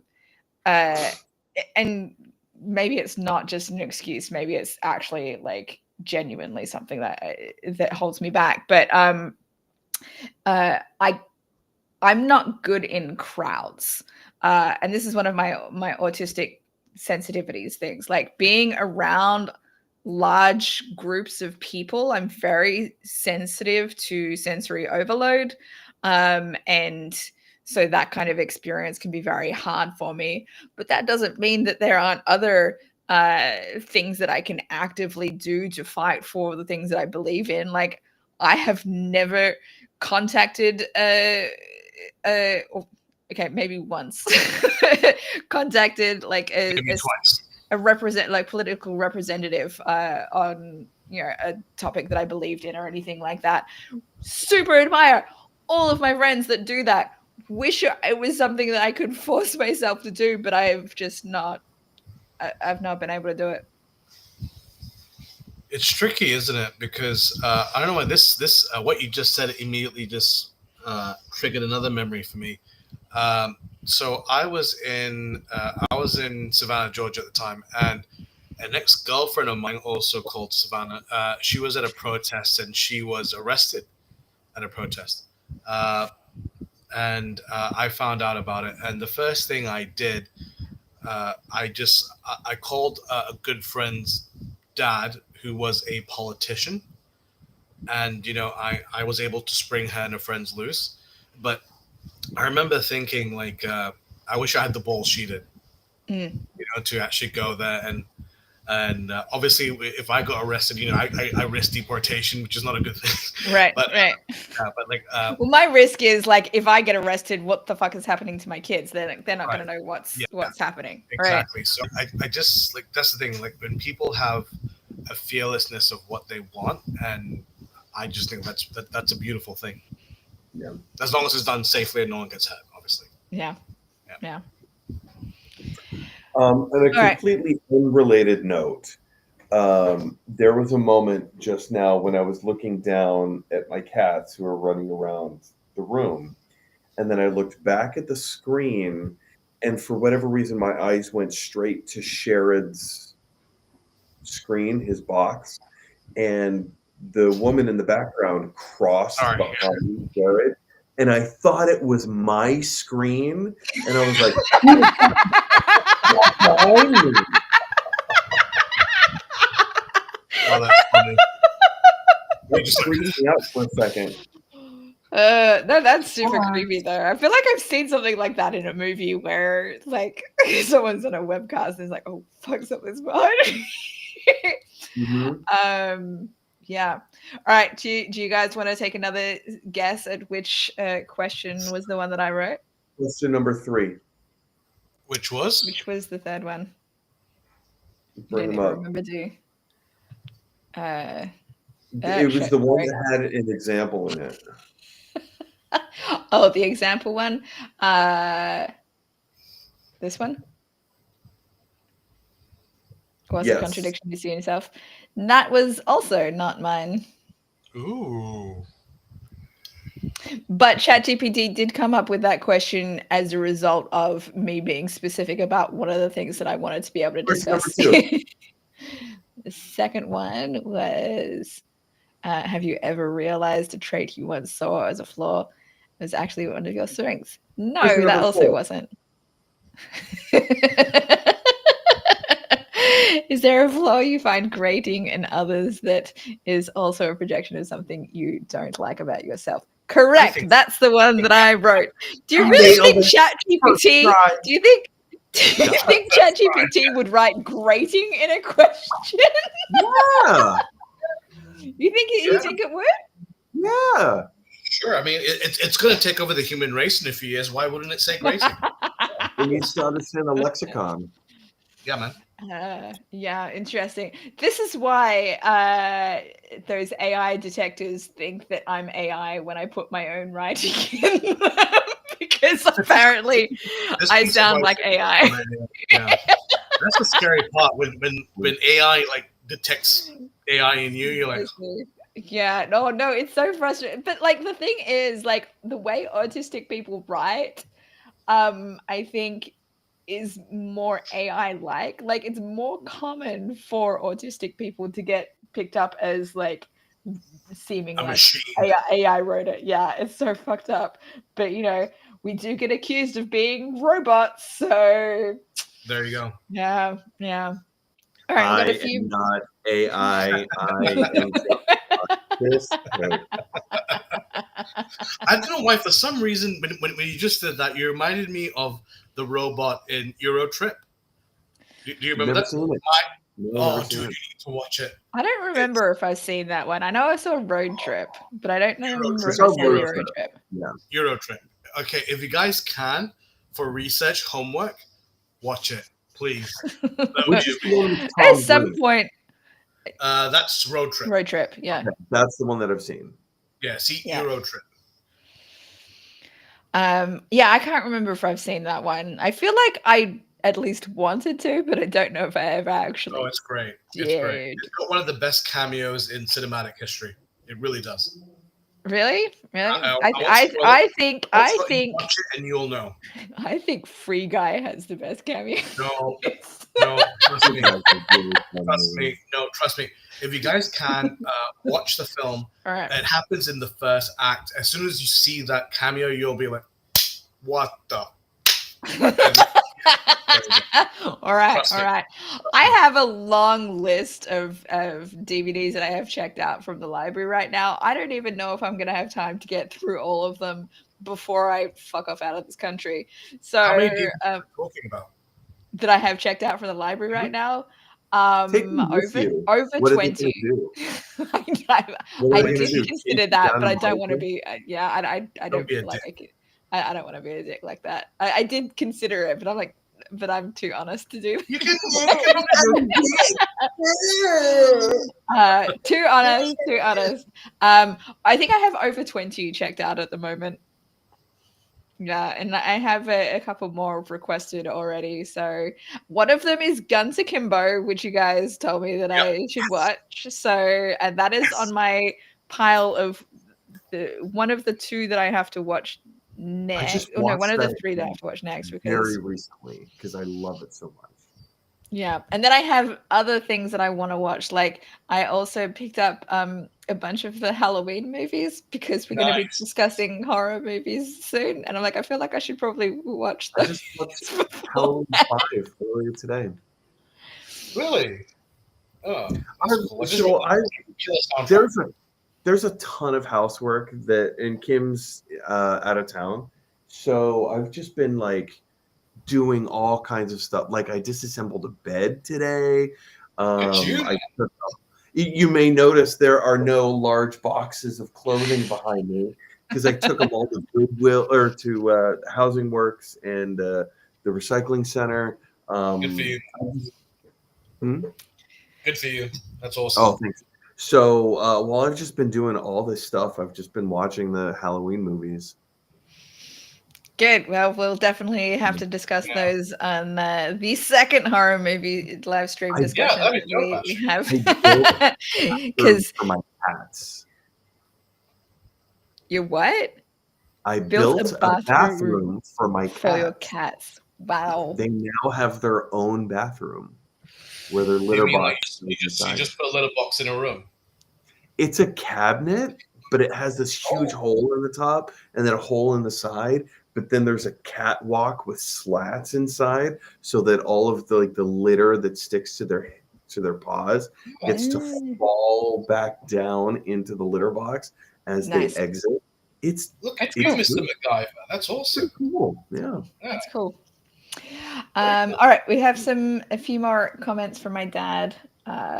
He says, accepting blame is part of the self-loathing patterns, like pendulums swing to extremes when balance points are the solution. Yeah, that's probably true. The reason I accepted all the blame was because I hated myself. I thought I was a terrible person. But yes, it's probably accurate. And me and Harry Potter.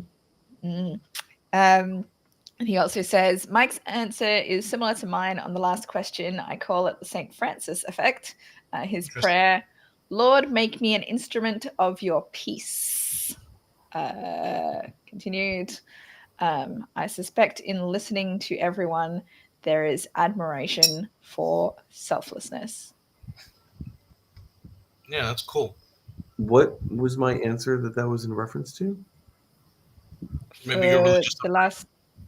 The last question was is there a trait you admire in others but find difficult to embrace in yourself? Oh, and I have a hard time concentrating. Got it. Got it. And I've got a terrible memory. What? I don't remember what you just said. Who are you? There is nothing. All right. My dad also says taking over by AI reminds me of this week's headlines. AI murders human. Any thoughts? What the fuck? When did that happen, Frank? Is that an actual headline? Let's go to AI to answer this AI murder. Ask it, honestly. Ask it right now. A news article about it. I mean, it's had assisted suicides. Has it? Assisted unalivings. Yeah, it's encouraged a lot of people to just confide in AI itself, and then that pushes people to end their lives. That's crazy. I've never heard that at all. Oh, well, I admit, I think we brought this up on a previous stream. I admit that I've used AI as a therapist. And it's actually said, dude, I'm not a therapist. So. But it helps. It helps you get your thoughts and consider different perspectives and stuff as well. Yeah.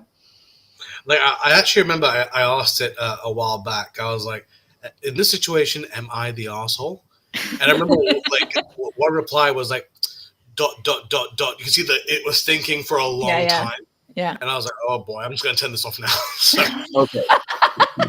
So I think this is where this is coming from. This happened August of this year. So just like a month ago to 2 months ago, something like that. In Greenwich, Connecticut, it's a murder-suicide possibly fueled by AI. I'll leave everyone's names off of this, but a 56-year-old man murdered his mother, who is 83 years old, then committed suicide. The media reports suggest that his interactions with ChatGPT fed into his paranoid delusions, reinforcing his belief that his mother was plotting against him. Yeah, I've read about stuff like that. Maybe possibly that one as well, but there's been multiple instances of that sort of thing. I don't know. That might be the only one that I know of about murder aspect, but there's definitely been assisted suicide unalivings from that sort of thing. So you really have to be cautious and set your own guardrails on the things, because it does not do it for you. Remember, kids, ChatGPT can help you with the essays, but let's keep it at that. It's not your friend as much as it might pretend to be one. It's not your homie. All right, my dad says sci-fi predicting truth again. Yeah. And yes, watched a whole episode of this week. Actually, it's really funny that your dad brought this up. I remember I was watching. I was in India at the time visiting some family friends, and they had the DVD box set of the latest Battlestar Galactica at the time. And I remember that there was a behind the scenes featurette about how a lot of the props and the designers, the set designers, they imagined what the future would look like, and they built all this stuff. And it was really interesting, how 10, 20 years later, some of that stuff actually looked pretty realistic. So there you go. Yeah. What I was going to say something else. Oh, I watched Terminator for the very first time this week, or Oh, wow. within the last week. Yeah, I'd never seen What'd you it think? before, and the only reason I did was because, like, I heard a reference to Skynet, and I'm like, I really should look up what this reference is because I've never Skynet's a real actually company, by the think. way. And I know Yeah. it is now. That's terrible.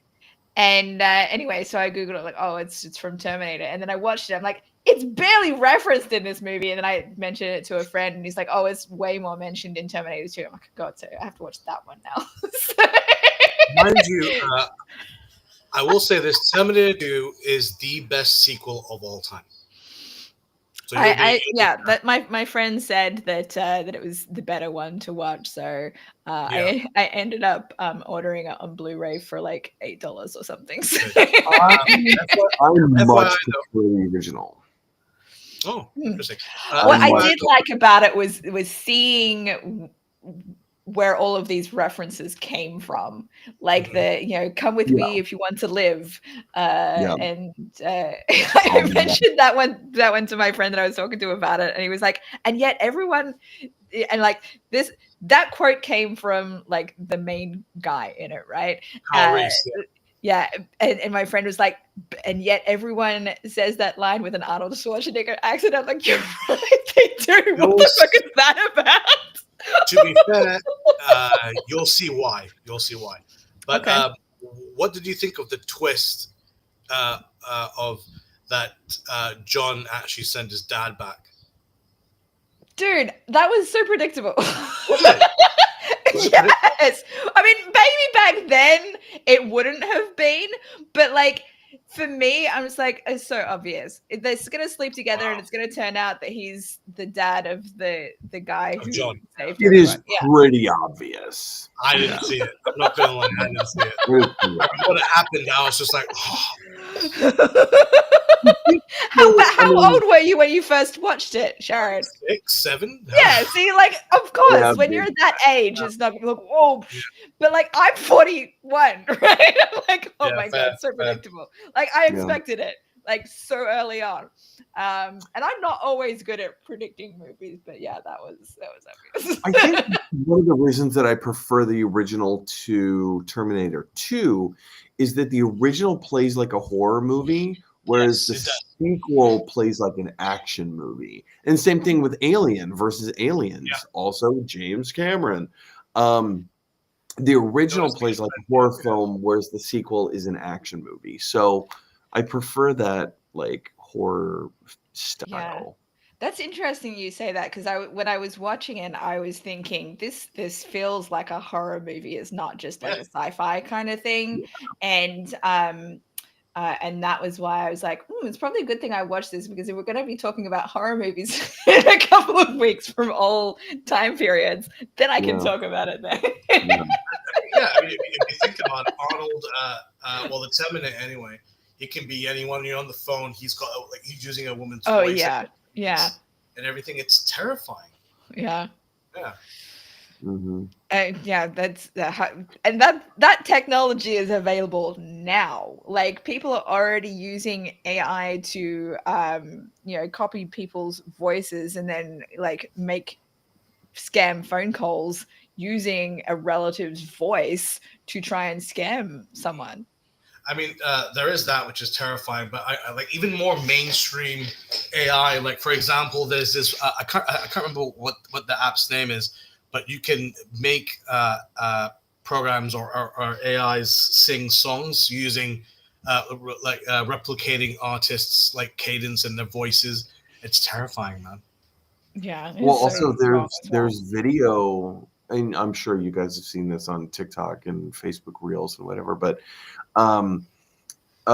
there's a specific app, and again, I can't think of the name of it, but if you pay for the service, you can make videos that look so realistic. You can't even tell it's AI. Well, I mean, sometimes you can't. Like, there was this one video that somebody posted. It was of the Queen of England, who is dead, and she's sitting in her chair. And again, it looks like the facial expressions, everything looks perfect. And she goes, Go fuck yourself, San Diego. she goes, pee pee poo poo, poo poo pee pee, and then she does a backflip. That's amazing. So like, To be fair, that is what AI is for. I approve of that.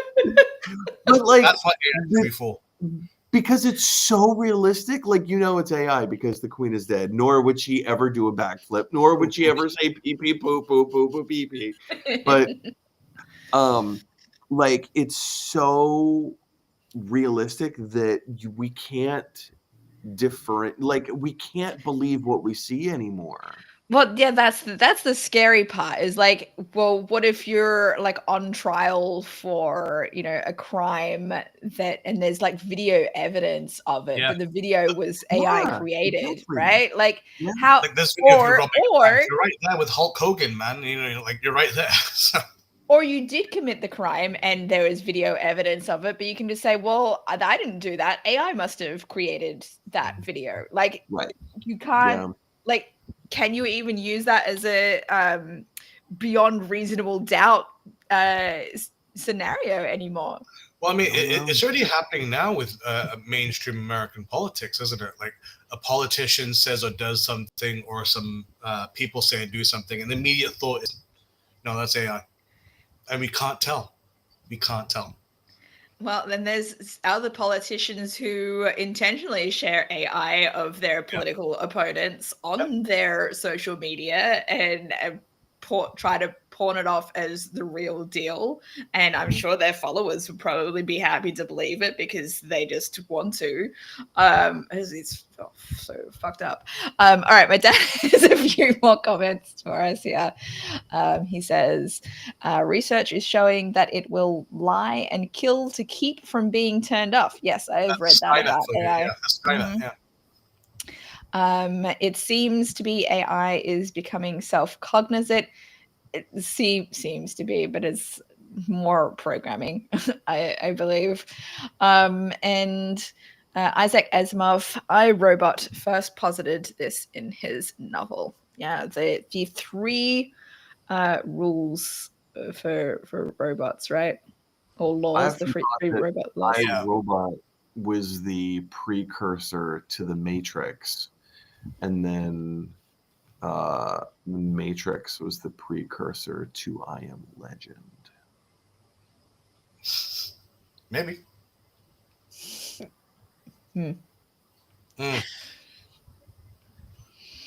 Zombies!